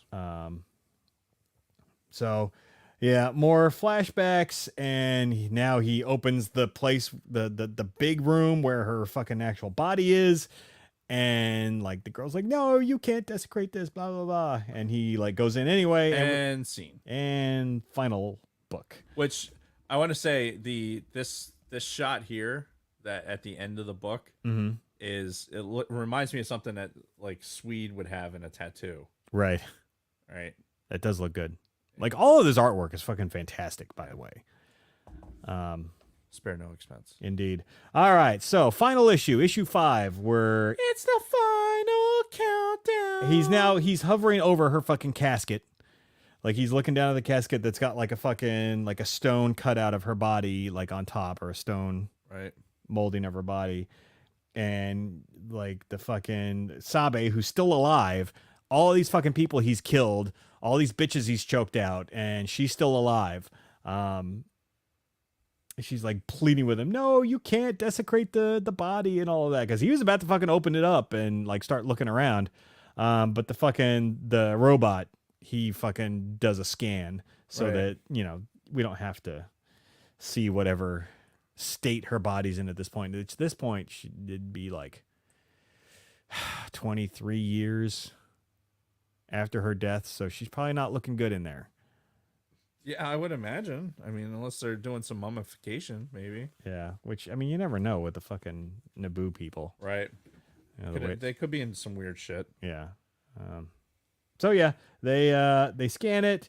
They find out like the fucking location of her last known living point. Right. And now Vader's gonna go there. Right. Onto the moon where, we got the Misa.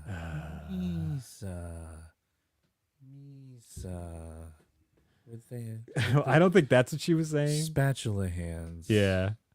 Well, better to like stick in the vagina and Right. Right. I mean, very purpose-built fucking robots right there. Yeah. Those droids were just Hey, what are these droids gonna do? Oh, they're gonna fucking just scoop out babies. Yeah. Scoop? Yeah, absolutely. Scoop. They got to be fucking just giant fucking scoop hands. Yeah, that's what those fucking arms look like. They just like well, what should the face look like? Like Rosie from the Jetsons. pretty much, yeah. Okay, we got it. And go. We've only got 6 months left to make That's this movie. Jesus Christ. Hurry up! Faster, more intense. Yes. And again, more flashbacks, this time to fucking when Obi-Wan was there, because like something tipped him off that Obi-Wan was also at this fucking location where she fucking died. Right. So he gets that flashback of, you brought him here to kill me. The last of the Amidalans show up in their ships this time. They're like, we're gonna take you, Vader, and well, I mean, again, you know what's gonna happen from there. Flashbacks of fucking Anakin and Obi-Wan's fight. More Anakin choking Padme. A lot of choking going on in these comics. Yep. And mostly of the female types. He's into that shit. If only they were into it too. See, that's the thing. Well, I don't for think something that- like that, it's got to be mutual. You know, you can't just go around choking bitches. Not for him. Well, yeah. I mean, he's obviously storing that file footage away for later. In that torso light bright of his. Right. That spank bank is quite literal. He's got his own body cam footage, right? Is there a body cam in there, you think? I mean, maybe he can project. He can project it out. Okay. So it doesn't even have to have it like flashing in front of him. He could like project it out. Yeah. You know, get some uber realistic Hanjo or something. Well, now, do you think he still has his pieces after I don't know. the incident on? Why would you have the Mustafar? full up cod piece if you didn't have your twig and berries still? Right. Well, I'm saying, just do you think he has any of it? Well, I think he does. I think because he got his amputations were at the knee. But yeah, he fucking burned bad. Like it may He be. could have been wearing he could have been wearing Nomex underwear. You don't know. Yeah, or he could have been using his last force strength to. Protect the balls. Protect the cock and balls. Yeah. Your cock and balls. You gotta protect your cock and balls from Yeah. the lava. Just a little bit. Otherwise, he'd have to get like a prostate massager in his suit and just fucking. And then Why would he, get his why would jollies he have that to way. do that? Well, I mean, if he still wants to get his jollies, but Just a little. but I digress. That's why his voice is like that.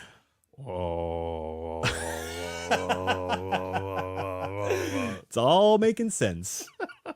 This is what you get when you tune into the Sidebar Cantina. Welcome to anybody new listening, by the Right. way. And this is the comic version because we're from a content perspective, we could be done with this in 10 minutes. Oh yeah, no, and that's the thing too. Like it took me 15 minutes to read all 5 of these books. It was very, very quick. Not that it was bad. No. You just get through the story quick because it's a comic book. Yeah, again, not a lot of dialogue. It's a cock and balls. Yeah, just very visual, and then A little bit. and we get the fucking video footage from this moon base of basically her last fucking moments. And the best part of this whole fucking book was you're seeing her last fucking moments, and she says Obi-Wan, where she's like, Obi-Wan, they're still good in him, but like right now it's just the dialogue, her saying Obi-Wan. And then the droid's like, that name again, he must have been very important to her. And with that, Vader's just like, Vzz! And fucking rest in peace to Z67, Right. because as soon as the droid fucking said that, Vader was like, fuck you, and just. Yep. You will annoy me no longer. And now after seeing the Obi-Wan show, even more context added to just his fucking hatred of Obi-Wan. Fuck you, Obi-Wan. Yeah. Like you were there. You saw my fucking old lady take her last breath. Yeah, because I mean, for as much compassion as Vader has for Luke, Padme, all of these visions and everything he's having of them, these memories and whatnot, never seemed to have anything towards Obi-Wan, but just pure fucking hatred, because he blames him for a lot of the way he ended up. And Obi-Wan just keeps letting him live. Yeah. So that he can continue to fucking annihilate hundreds of people. Yeah. Like, oh, there's some more blood on your hands, Obi-Wan. Yeah, here like you all go. these Amidalans Right. who Vader fucking slaughtered. If Obi-Wan at that point where they had that battle in the Obi-Wan show had just been like, all right, I'm done with you. Zzz, cut his Right. fucking head off. Right. It's over. Yeah, good luck force healing this, bitch. Yeah. Because Because he could have at that point. Yes. He very easily could have Right. just fucking decapitated him. Right. And scene, yeah. Directed by George Lucas. Yes, fucking annihilate these motherfuckers. Like, Amidalans didn't stand a goddamn chance. Fuck, I gotta pee. Okay. Well, we might as well do it now because we just got a couple more panels to get through in this book and a couple more I want to just talk about. So we'll take a very quick break and be right back after this word from our sponsors. All right, let me see if I can get caught up on a little bit of chat here. White Shadow I'm seeing in the chat for the first time. Welcome, sir and or ma'am. Helmet fire. Oh man, chat was lively today. I birthed some audio. What was that in reference to? You'll have to refresh my memory.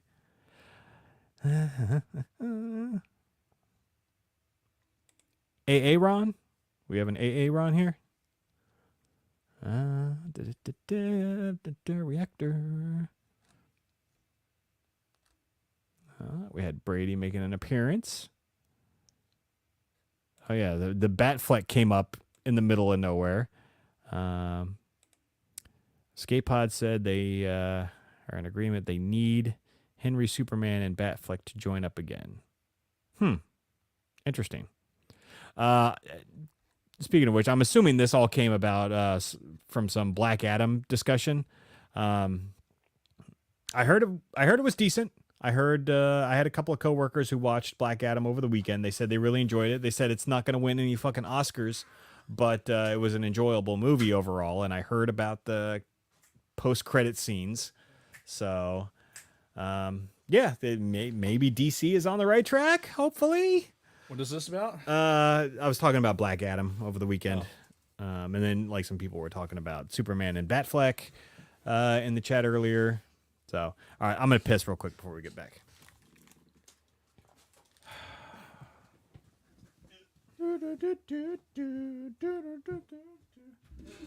Isaac asks who Darth Vader is. Tell him to shut the fuck up. We know he knows. Uh-oh. I'm dead on my own. What's up, everybody? Howdy ho! No kitty today. What's that mean? Yes. So, how's everyone doing? I know, understand there's a lot of sadness. However, hopefully we are here to bring you a touch of joy. And I will definitely encourage J-Lo later to fucking also help you with a little bit of joy. Just a little bit of joy. Oh shit! I gotta remember to do that too.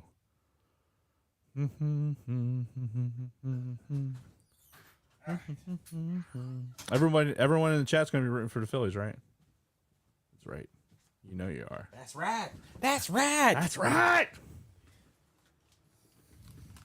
Not gonna finish that. No, why not, Dave? I'm just not. Why don't you want to say the next line? I've already live on YouTube. I've already stepped close enough. Better get out of here before something bad happens, boy. That's right. That's right. All right. If you're ready, give me a countdown and we'll get back to it. Oh, helmet fire. You can't. No, just because NASA's in Houston, you can't do the Go Astros bit. Just Do it. You no. Do it. We'll do it live! Whoops. What? Do it. Do it. So smooth. I'm 37? Do it. Do it. Do it. Do it. 37 dicks. My girlfriend sucked 37 dicks. Do it live! Do it live! Every goddamn time.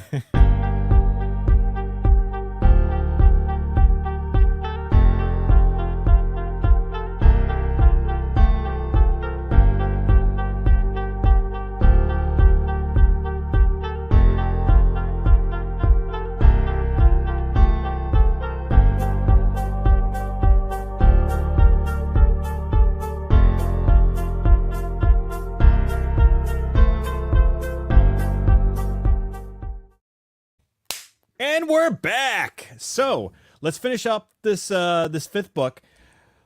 To recap, they're in the fucking place where Luke and Leia were born, where Padme breathed her last breath. Right. They're watching the hologram of it all happening. Right. Though they carefully erased Leia's presence, I guess. Whatever. Robot says, "Oh, Obi-Wan must have been really important to her." Bzz. And now we see the last of the fucking recording where Padme is telling Obi-Wan, "There's good in him. I know. They're still good." And then it's Vader fucking looking down at the destroyed robot, hearing Padme's voice saying there's still fucking good in him.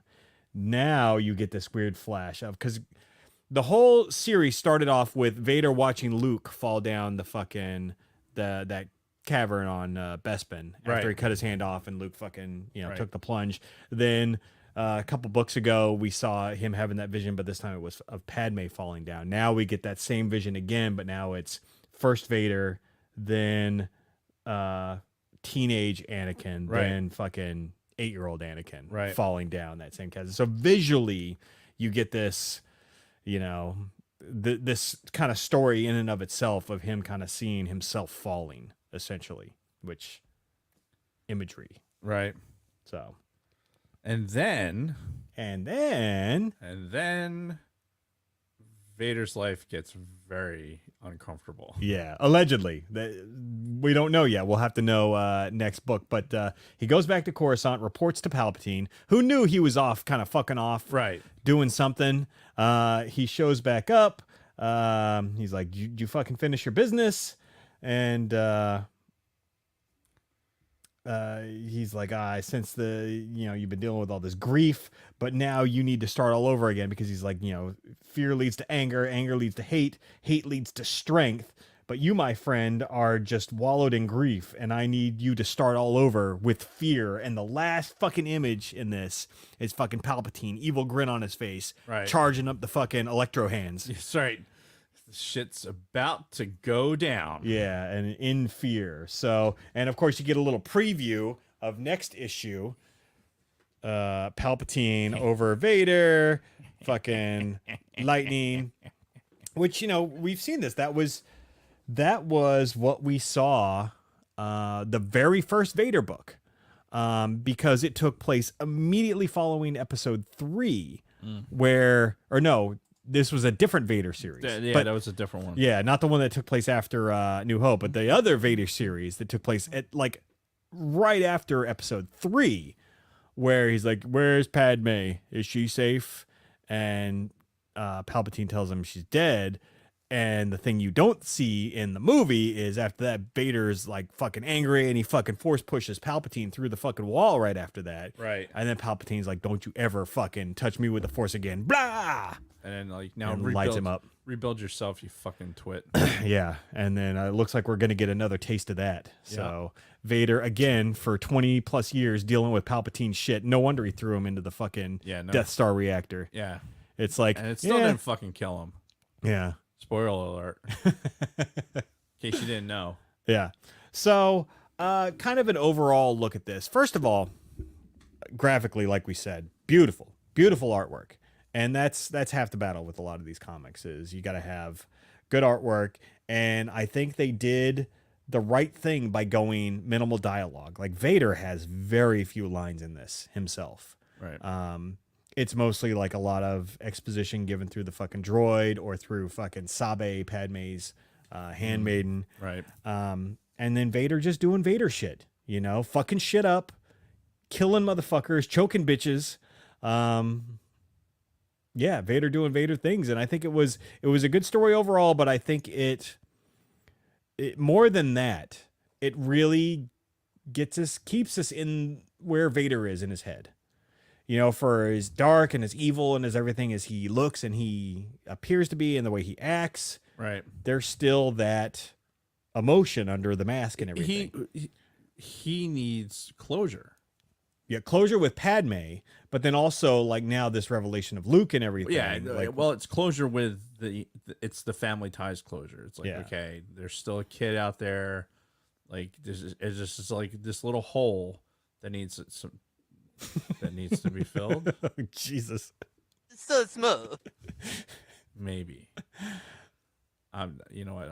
I'm not going to continue. I'm not going to continue that thought. But it's definitely. I think it's seeking closure. It's like, okay, it's the itch that has to be scratched. At the same time, Palpatine's like, no. I need you to be focused on this shit. I'm gonna give you the shock treatment, you know, to get you right. Yeah. Spoiler alert. Allegedly. Yeah. At least we're teased about that at the end of this. Spoiler alert. But even though the story continues in the next issue, you know, this story comes to a close, and then I'm sure Palpatine's going to set him on some other kind of mission after, or starting with the next book. But I loved this story just because it's keeping us in the head of Vader, and you know, the things that. This is the thing about the whole story of Anakin Skywalker. You know, his downfall was just his love for the people in his life, right? His mother is what first, you know, drove him to start getting angry with the Jedi Order, and to get angry at things when he couldn't save his mom, you know, blaming Obi-Wan, and then slaughtering the fucking Sand People, and then of course the fear of losing Padme, and the fucking the downward spiral that started. But at the end of the day, it was all because of, you know, his feelings for them and his love for them. And then you see that with Luke too. And that's ultimately what redeemed him, was his feelings for Luke and him wanting to save him. And I mean, we've talked this to death, the no attachments with the Jedi. Yeah. And I think the blood on the hands of the fucking Jedi. Yeah. You know, the beloved Obi-Wan and fucking Yoda especially, the blood is on their hands. Yep.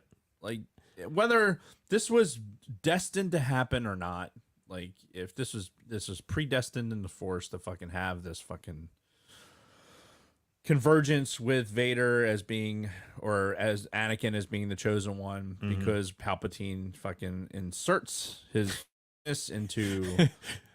or his virtual penis, his force penis into fucking fucking, oh shit, what the hell is it? Shmi. Excuse me. Shmi's real vagina.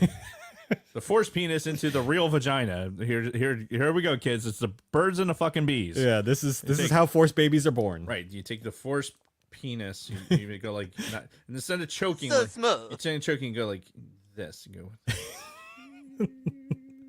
Not like this. Not like that. It's like this. Yeah, no, this is simply for the purpose of procreation. Right. And you go, and it's in. And you're okay. Got me a fucking metachlorian fucking induced baby coming. And then do you think Palpatine actually jizzes when he does that? Do you think as he's doing the finger poke of doom, like he also you know? I think every time he force lightnings, he probably ejaculates. Yeah. I mean, it's probably just an all over. Or maybe experience. it's every time he ejaculates, he force lightnings. Perhaps. You know, which came first, the chicken or the egg? It's a really good question. And how do you discover that power? Is it like kind of like, oh, I had a wet dream and the house is on fire? What happened? I don't know, but you are the exorcist, and we're going to fucking we're going to send you away now. Yeah. Anyway, I can't remember how we got talking about that. I don't know. What are we talking about? The folly of the Jedi, you know, and Yes. and how basically they forced, you know, they forced his hand with the whole no attachments, and they got what they fucking deserved, quite frankly. Yeah, because it was that no attachments thing. Oh, you can't have attachments, so strip him away from his mom. Oh, that was something that came up in these comics that we didn't touch on.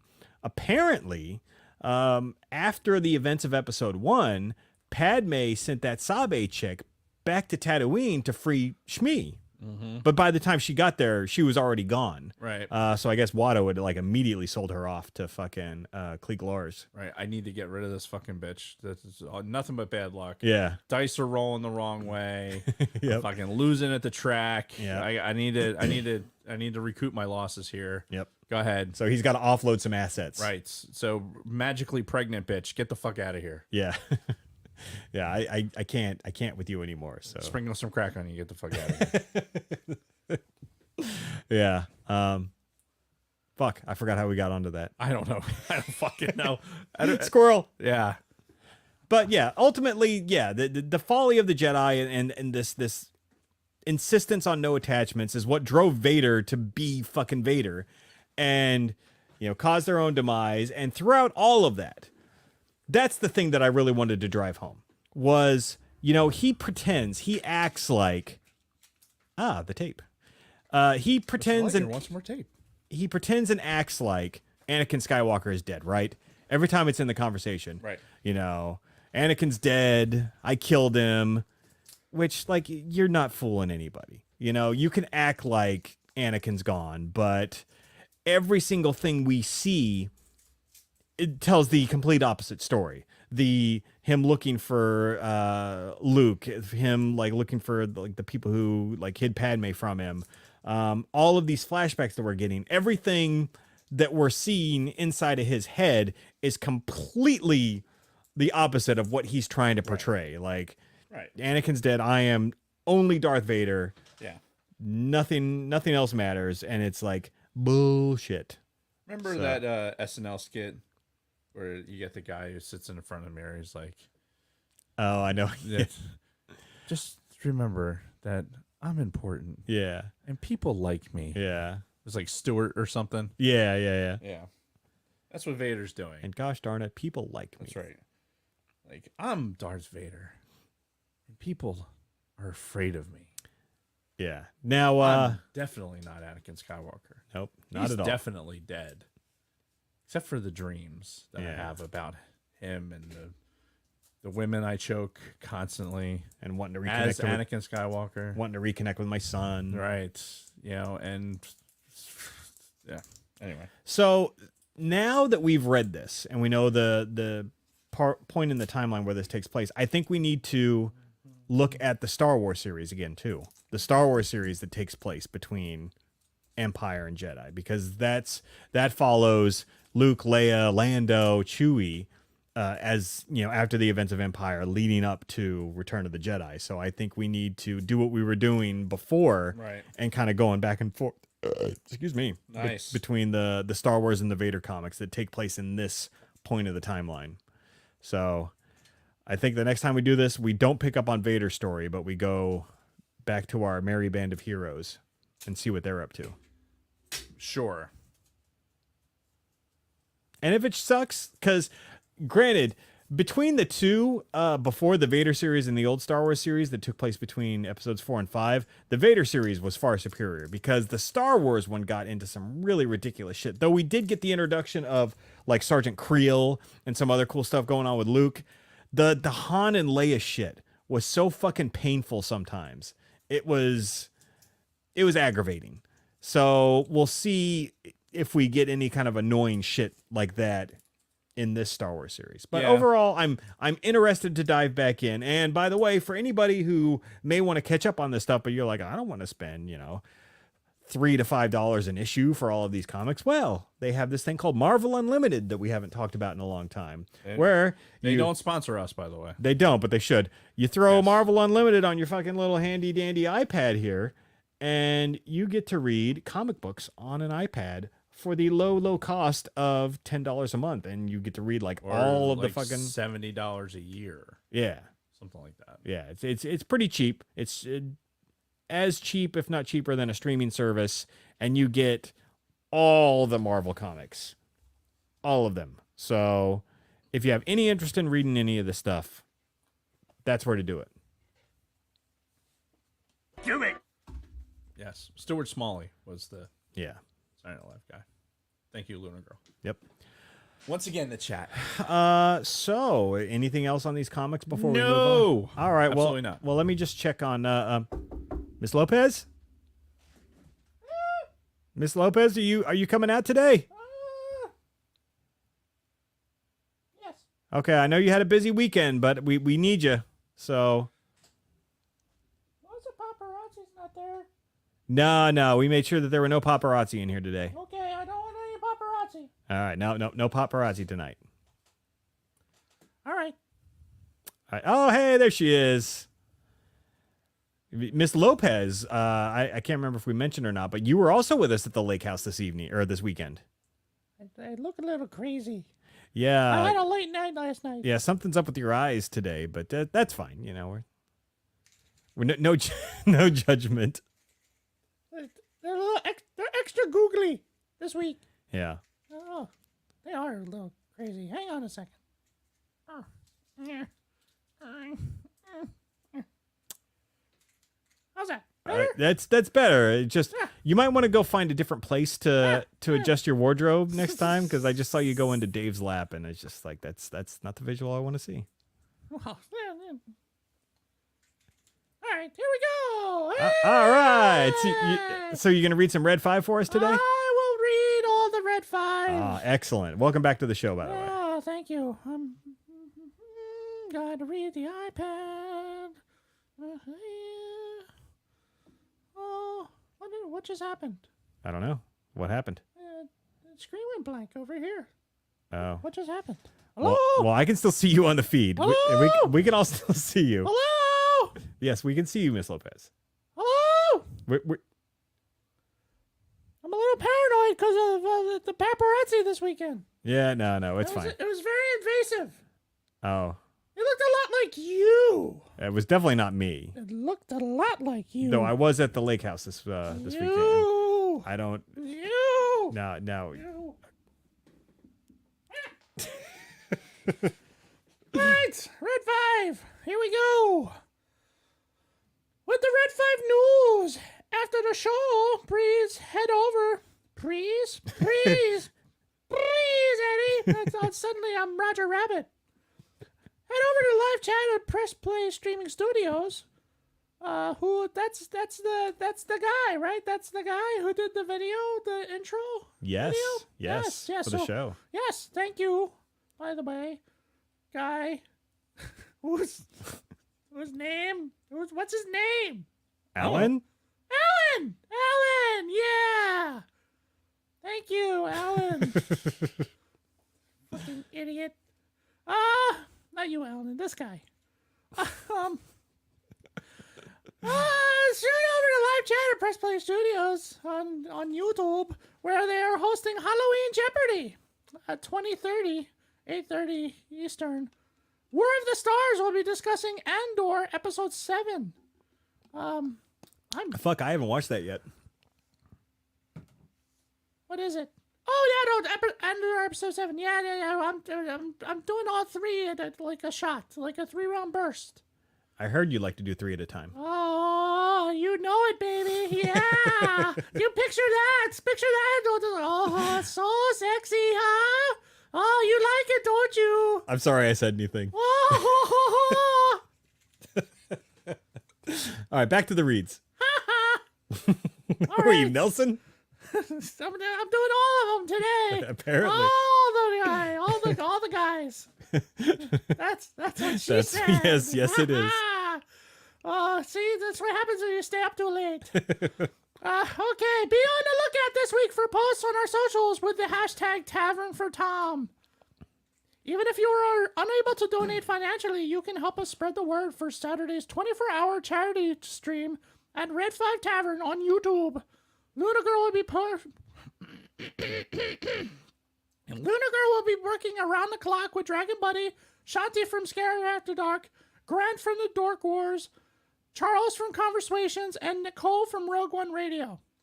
The entire Red 5 will be pulling together to stream podcasts, host game shows. There will be improv, all of the things to advertise. We will be biased. We might be biased, but our followers are the best. Help us to help them. That's, excuse me. Hashtag Tavern for Tom. And there should be a link somewhere. Yeah, there's a couple of links in the chat. We'll put it in the show description. It'll be everywhere. With the GoFundMe. See. As well. 3PO. Sadly, the Red 5 network is now down to 39. I'm 37? Getting closer to 37. I know. We just got to get rid of 2 more. Yeah, there you go. Woo!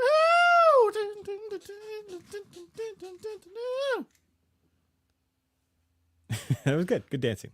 But you're not Shakira, so don't stay in your lane. That bitch. that bitch. Well, that's a discussion for another time. So. This is the angry J-Lo.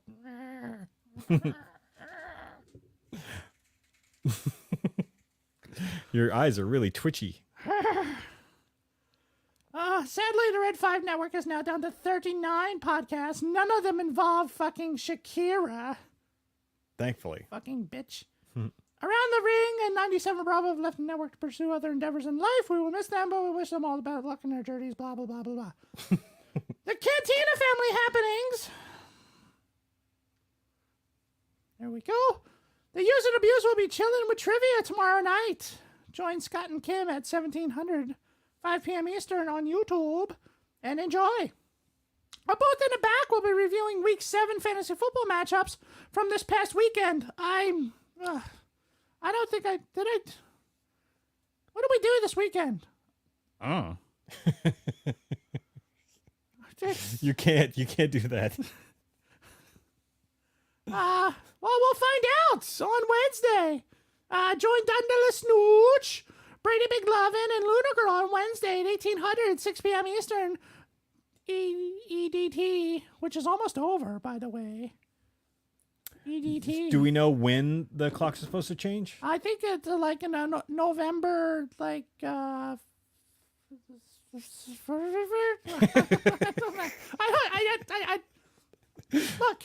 dates and times and things like that. They're not my thing. I'm like popular and rich, and I don't have to worry about shit like that. That is true. You have plebs like me who can just look it up. That's right. Hey, bitch, look that shit up for me. When do I have to worry about my clock and my fucking Lexus changing? Sunday, November 6th. Sunday. Anyway. Live exclusively in the Sidebar Cantina group on Facebook. Grab a beer, take off your pants. Don't miss this show. Yes, join our private Facebook group, the Sidebar Cantina. See. If I don't say that later, 3 p.m. Also on Wednesday, TSW Escape Pod will be celebrating Halloween by discussing childhood memories with a slew of special guests. Slew.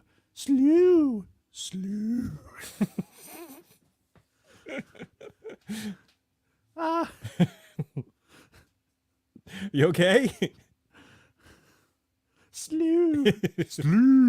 Oh, God. Snooch and slew. Just do it. It's 2 words. It's hard. It's just an exercise. And anyway, it's like a workout. It's for my jaw. I hear you do other things to get your jaw worked out. Yeah, you know it, baby. 3 at a time. You know it. Visualize that. I've tried.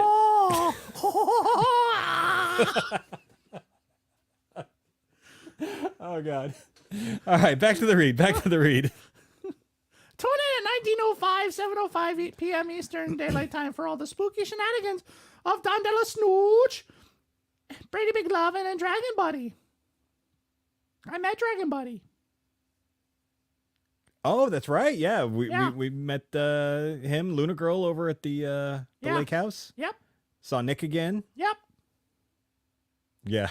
Dundala Snooch and Luna Girl will review Season 2, Chapter 3 of Stranger Things. That's still a thing? Wow, they're already on Season 2, huh? Christ on stilts. During the Red 5 Taverns, hashtag Tavern for Tom 24-hour charity stream. Oh, very cool. Join them on Saturday morning at 9 a.m. Eastern. That would be 0900. And some of us from You're writing. from the cantina may make an appearance that day. Wow. So we'll Very see. good. Potentially. Cool. Red 5 check him out at the Red 5 Tavern at 7 p.m. as Lunagar interviews him, Justin, fellow member of his band. Oops, shit, I started reading something else. I totally lost my space. Son of a bitch. It happens. That's a Snooch and Lunagar. I'm just going to start from the beginning. Ready? Snooch and Lunagar will review Season 2, Chapter 3 of Stranger Things during our Red 5 Tavern. #Tavern for Tom. 24-hour charity stream. Please join them on Saturday morning, 9 a.m. Eastern, with special guest Scott from Use and Abuse Pod. You know what it is? I'm not looking at the screen. I noticed that. Like, Yeah, so I'm like trying to do it from memory. yeah. And that- I'm not good like that. No. We need a teleprompter for you, so you Yeah, can so you I can look. I want to look at the people. people. Like say, hey, look at my face. Look at my googly eyes. Look at my hair. It's fucking awesome. But I have to read. So sorry.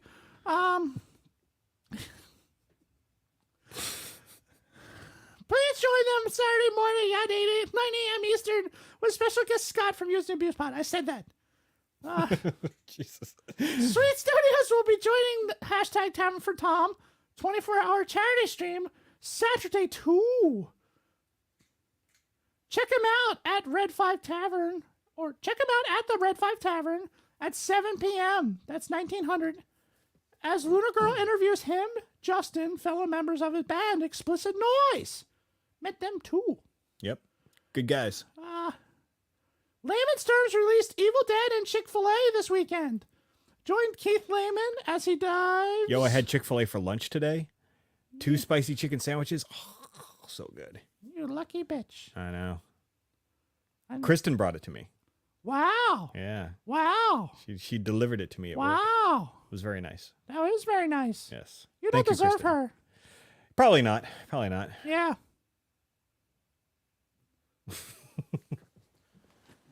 Join Keith Layman. Be sure to subscribe, ding that bell, receive all notifications for your source of ignorance and drunken banter.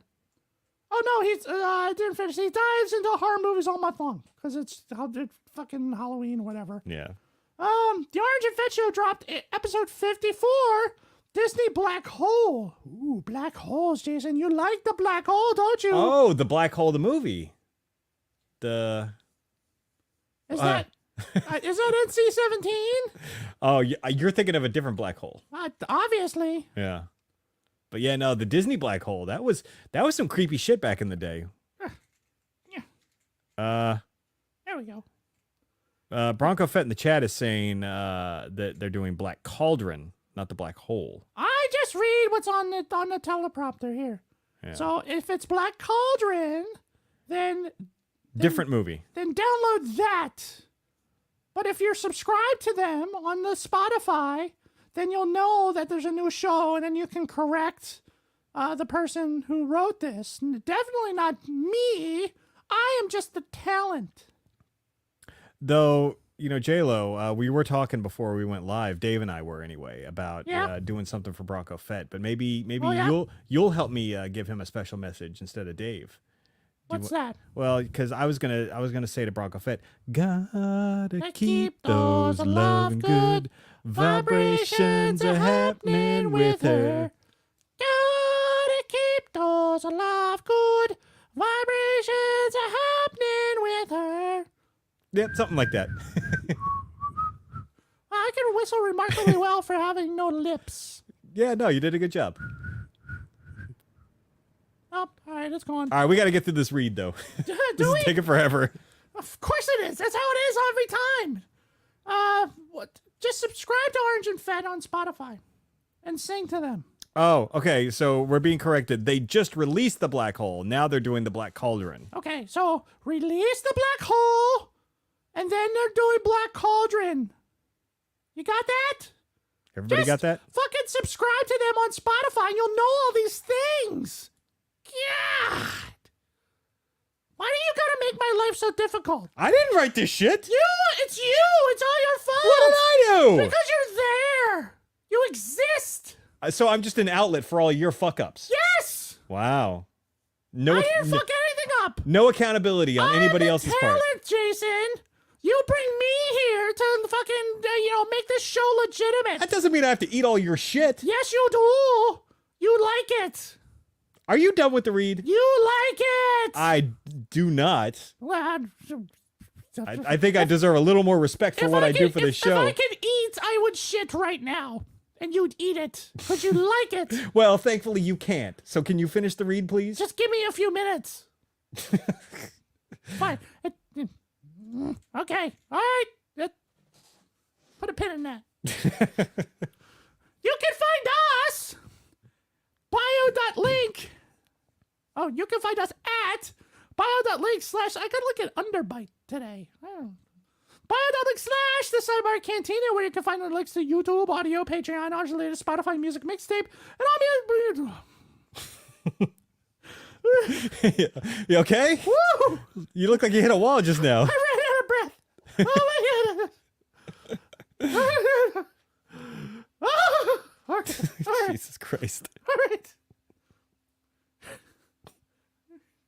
You can find us at bio.link/ the Sidebar Cantina, where you will find our links to YouTube, audio, Patreon, our latest Spotify music mixtape, and all social media platforms, including Twitter, Instagram, Facebook, Twitch, Discord, and TikTok. Also at our bio link is our TeePublic merch shop. We have t-shirts and hoodies and wide variety of design sizes and colors. There are Sidebar Cantina face masks, tote bags. Nobody gives a shit about face masks anymore, by the way. I should probably change that. Yeah, Fuck face masks. indeed. Fuck them right in the eye. Agreed. Although, I was a good citizen, and when I got sick a couple of weeks ago and I still had to go to work, I wore a mask just for my coworkers' sake. It was just a cold. I didn't have COVID or anything, but I figured, fuck it. I'm not going to be like walking around the fucking office hacking and coughing and all that. Yeah, I mean, that's probably it. That's probably nice. Though I'm for the most part against masking, but I'm trying to be a better person. If you catch a mask on my face, it'd probably look kind of weird. Though I do feel like we should get you one. Really? Yeah. I don't have ears. Yeah. How is it going to stay on my face? Well, how the fuck do your eyes stay on your face? Tape. You asked, I answered. That's Also true. on bio, it's our TeePublic merch shop. I already said that.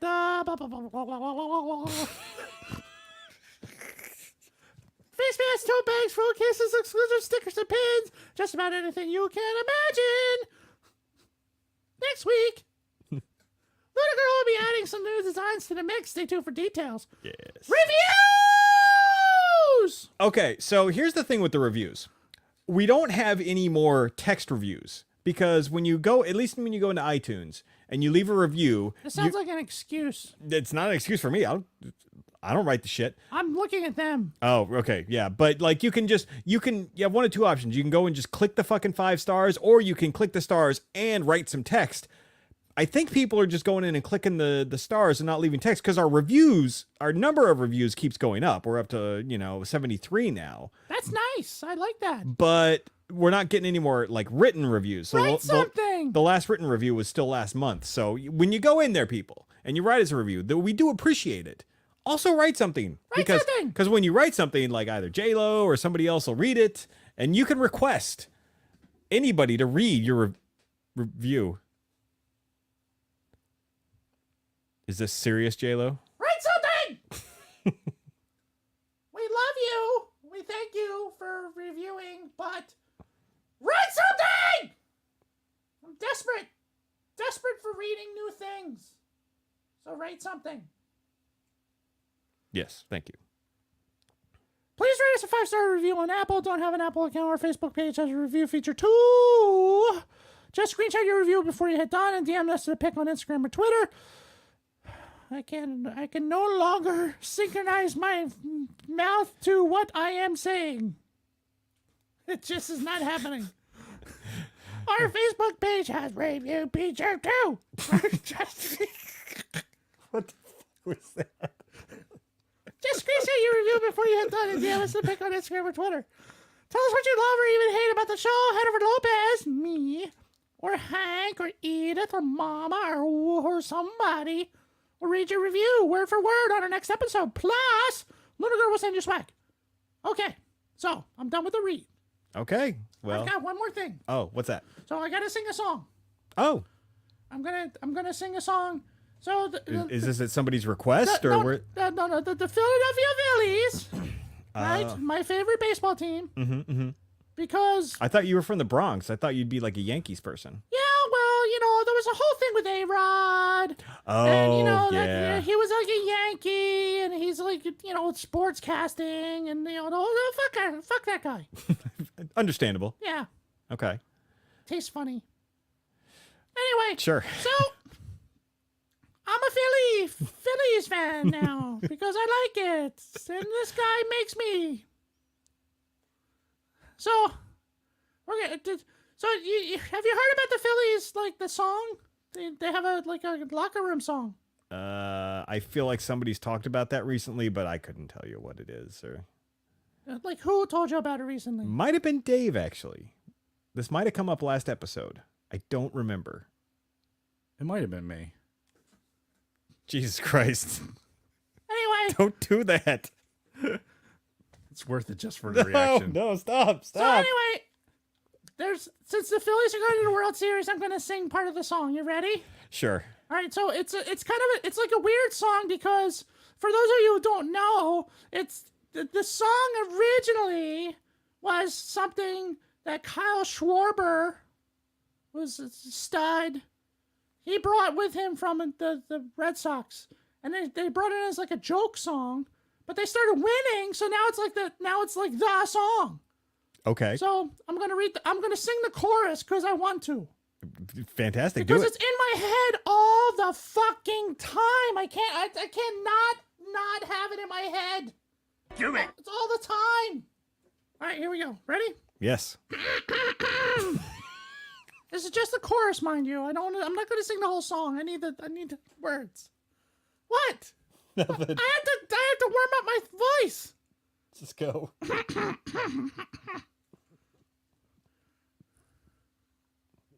I'm distracted by your laughing. just go, please. I'm in the corner watching you kiss her. Oh, I'm right over here. Why can't you see me? Oh, I'm giving it my all, but I'm not the girl you're taking home. Oh, I keep dancing on my own. And I keep dancing on my own. There you go. That's it. Very good. That's just the chorus.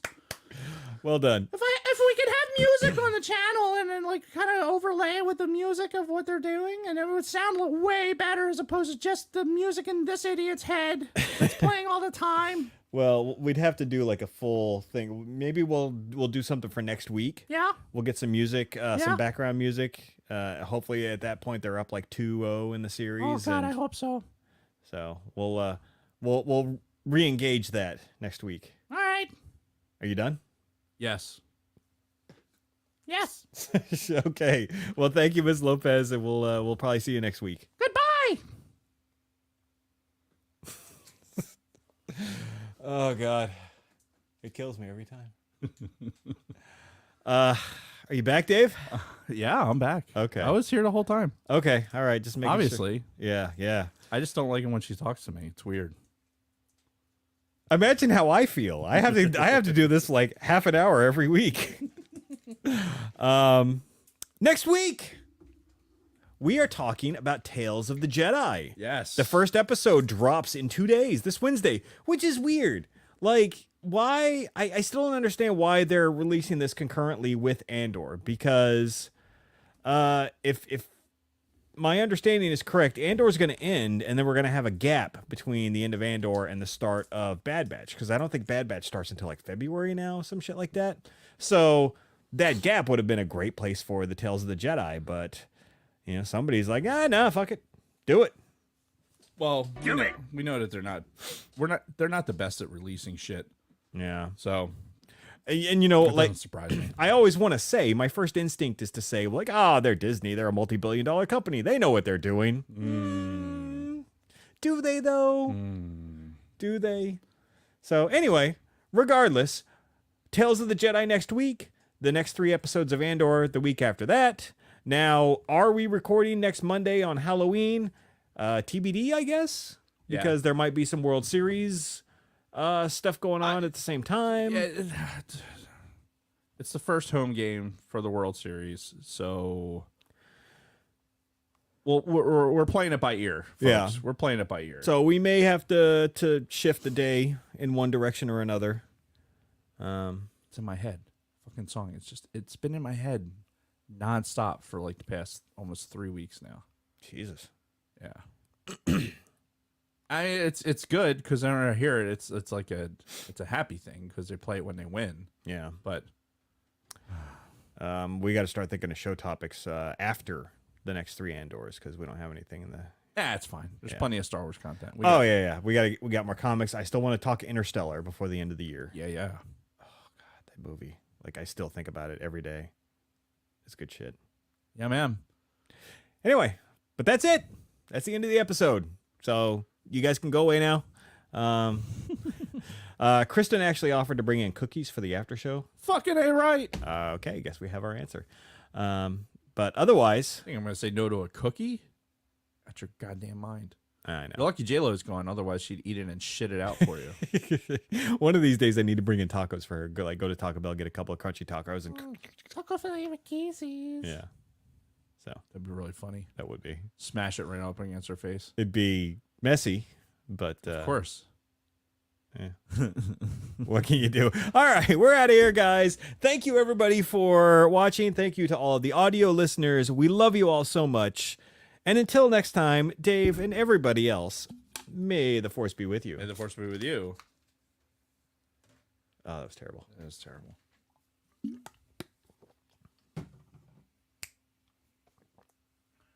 Okay, now what do I click? All right, and recording is stopped. All right. So I guess we're going to wait for cookies. Oh. So are you actually considering going to that game? So there's a lot of people like in the Phillies circles that I'm in are talking about like potentially getting tickets and who would want to go I'm and, going to take this off. and shit like that. Yeah. Oh, boy. So- We got cookies. These are good, too. Oh hell yeah. Costco cookies. They're the mini chocolate chip ones. I'll show anybody who's still in the chat. Delicioso. Oh, you. Come here. Oh. Closer, closer, closer. What? See if you can get your hair in the camera. Oh. She got a new do. You can't really see the red in it. Yeah, it's very red. Yeah. But you can't really Looks good, though. Thank you. Yeah, they're really good. So anyway, that's a maybe on the Phillies game. I don't know what's gonna happen. Okay. Do you know what time it starts? Because if it starts during the show, I would imagine you're going to want to watch the game. Yeah. So looks like 8:03 is the start. Okay. So we could probably get the show in if I'm not going to be otherwise occupied. Apparently, these Tales of the Jedis are fairly short, like Yeah. 15 minutes type of thing. Fine. Allegedly. God damn, these are so good.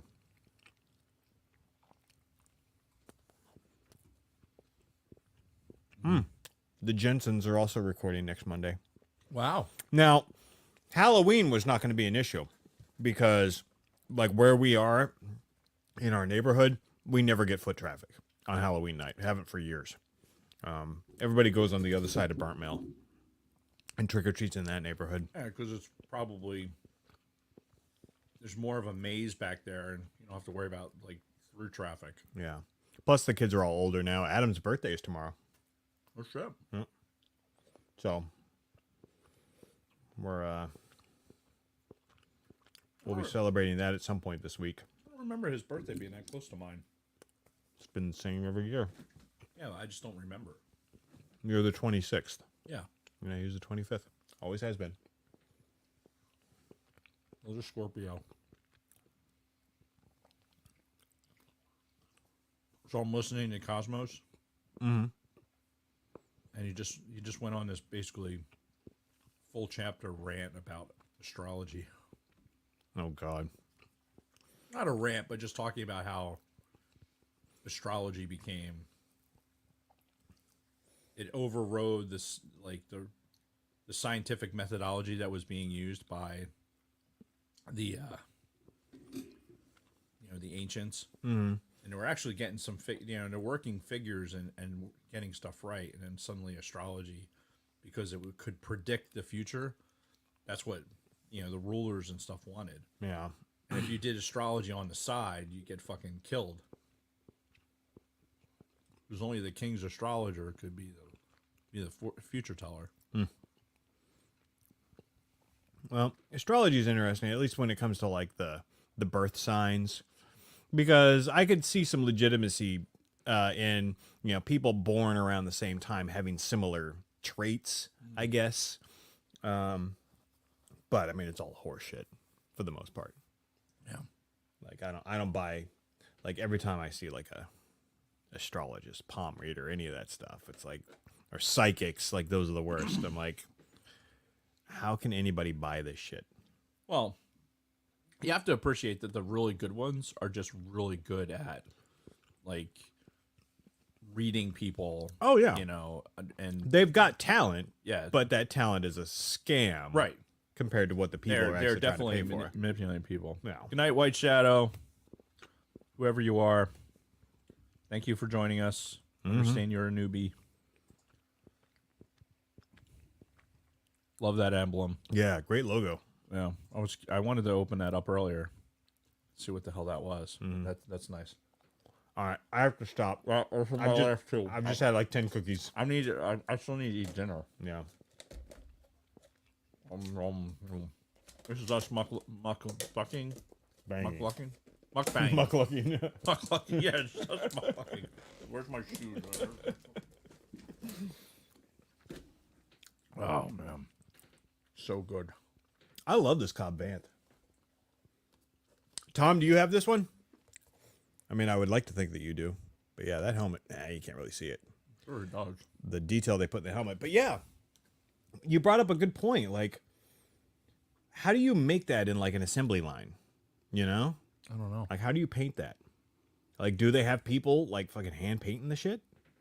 There's no way. There's no way. Like, the amount of those that they make, Yeah. you couldn't hand paint it.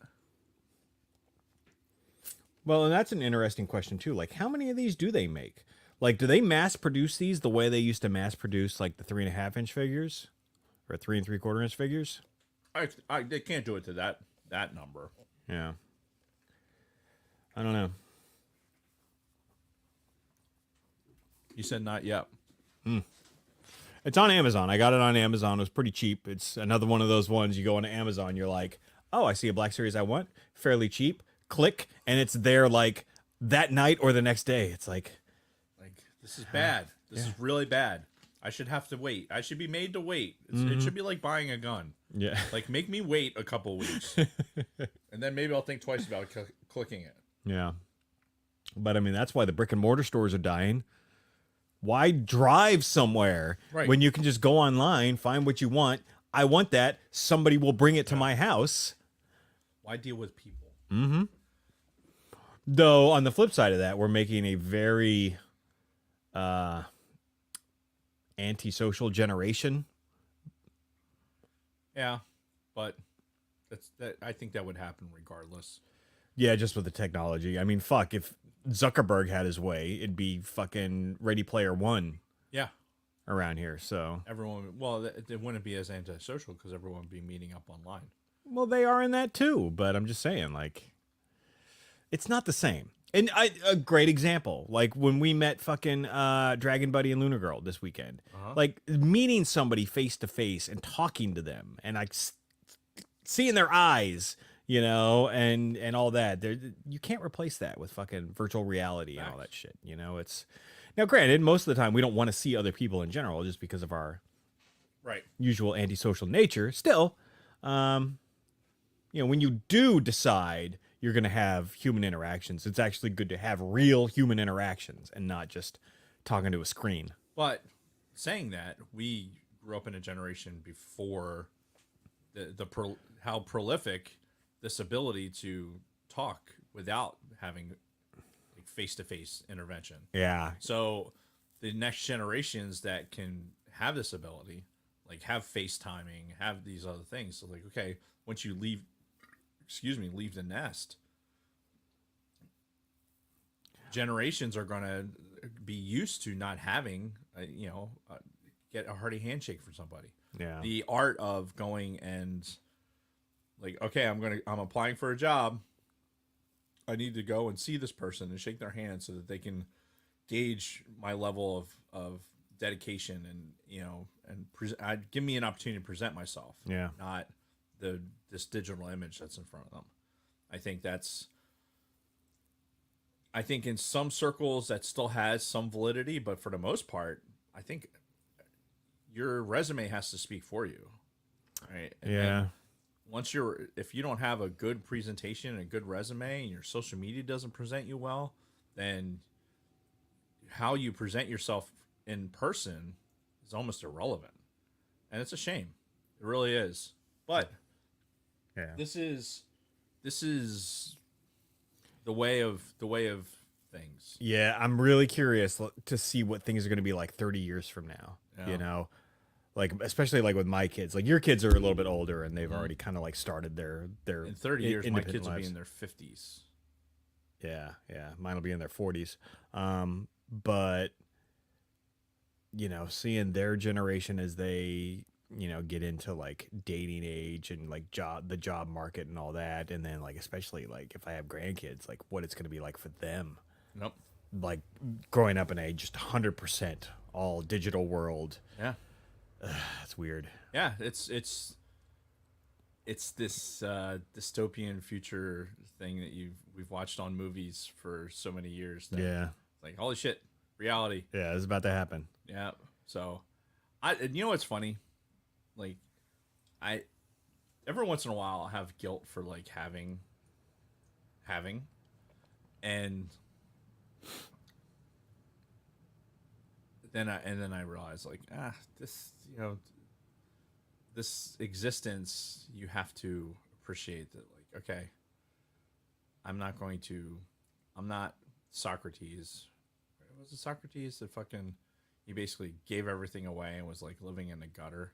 You know, he was rich enough to live very, very well, but he just basically fucking would live in the gutter. Yeah, and that's the thing too. Like you see these stories, like people who are like super wealthy. It doesn't necessarily mean that they're happy. Oh, and yeah. a lot of them are fucking miserable. Yeah. You know, and like life, and you see these people who are dirt poor, but they're happy. You Yep. know, and it's a lot of it's what you make out of life. And honestly, I've thought a lot about this over the years, and I think when you're unchallenged, when you have everything, there are no obstacles in life that you have to overcome.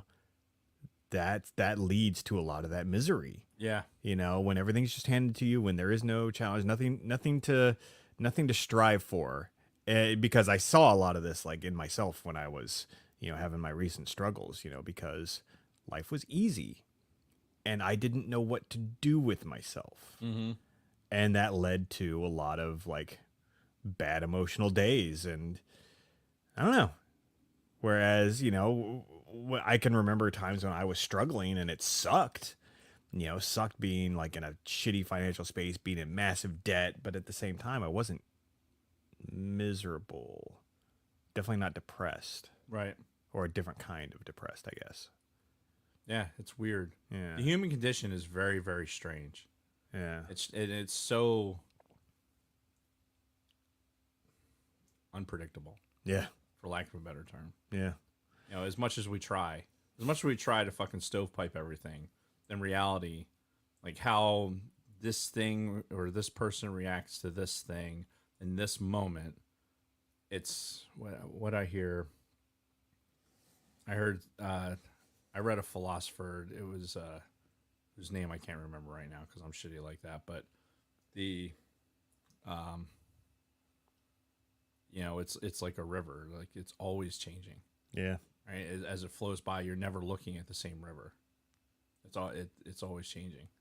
So, and it's the truth. I just have to be cognizant of that and be like, okay, this is what I'm prepared to accept. Just like when certain things happen, and this is something that I've had to come to with much difficulty in therapy and everything else. But it's like, okay, here's this challenge, here's this thing that's happened in this river of life, and then okay, there's no reacting in such a way that's going to create so much negativity. What is that going to get me? Yeah. So, shit happens.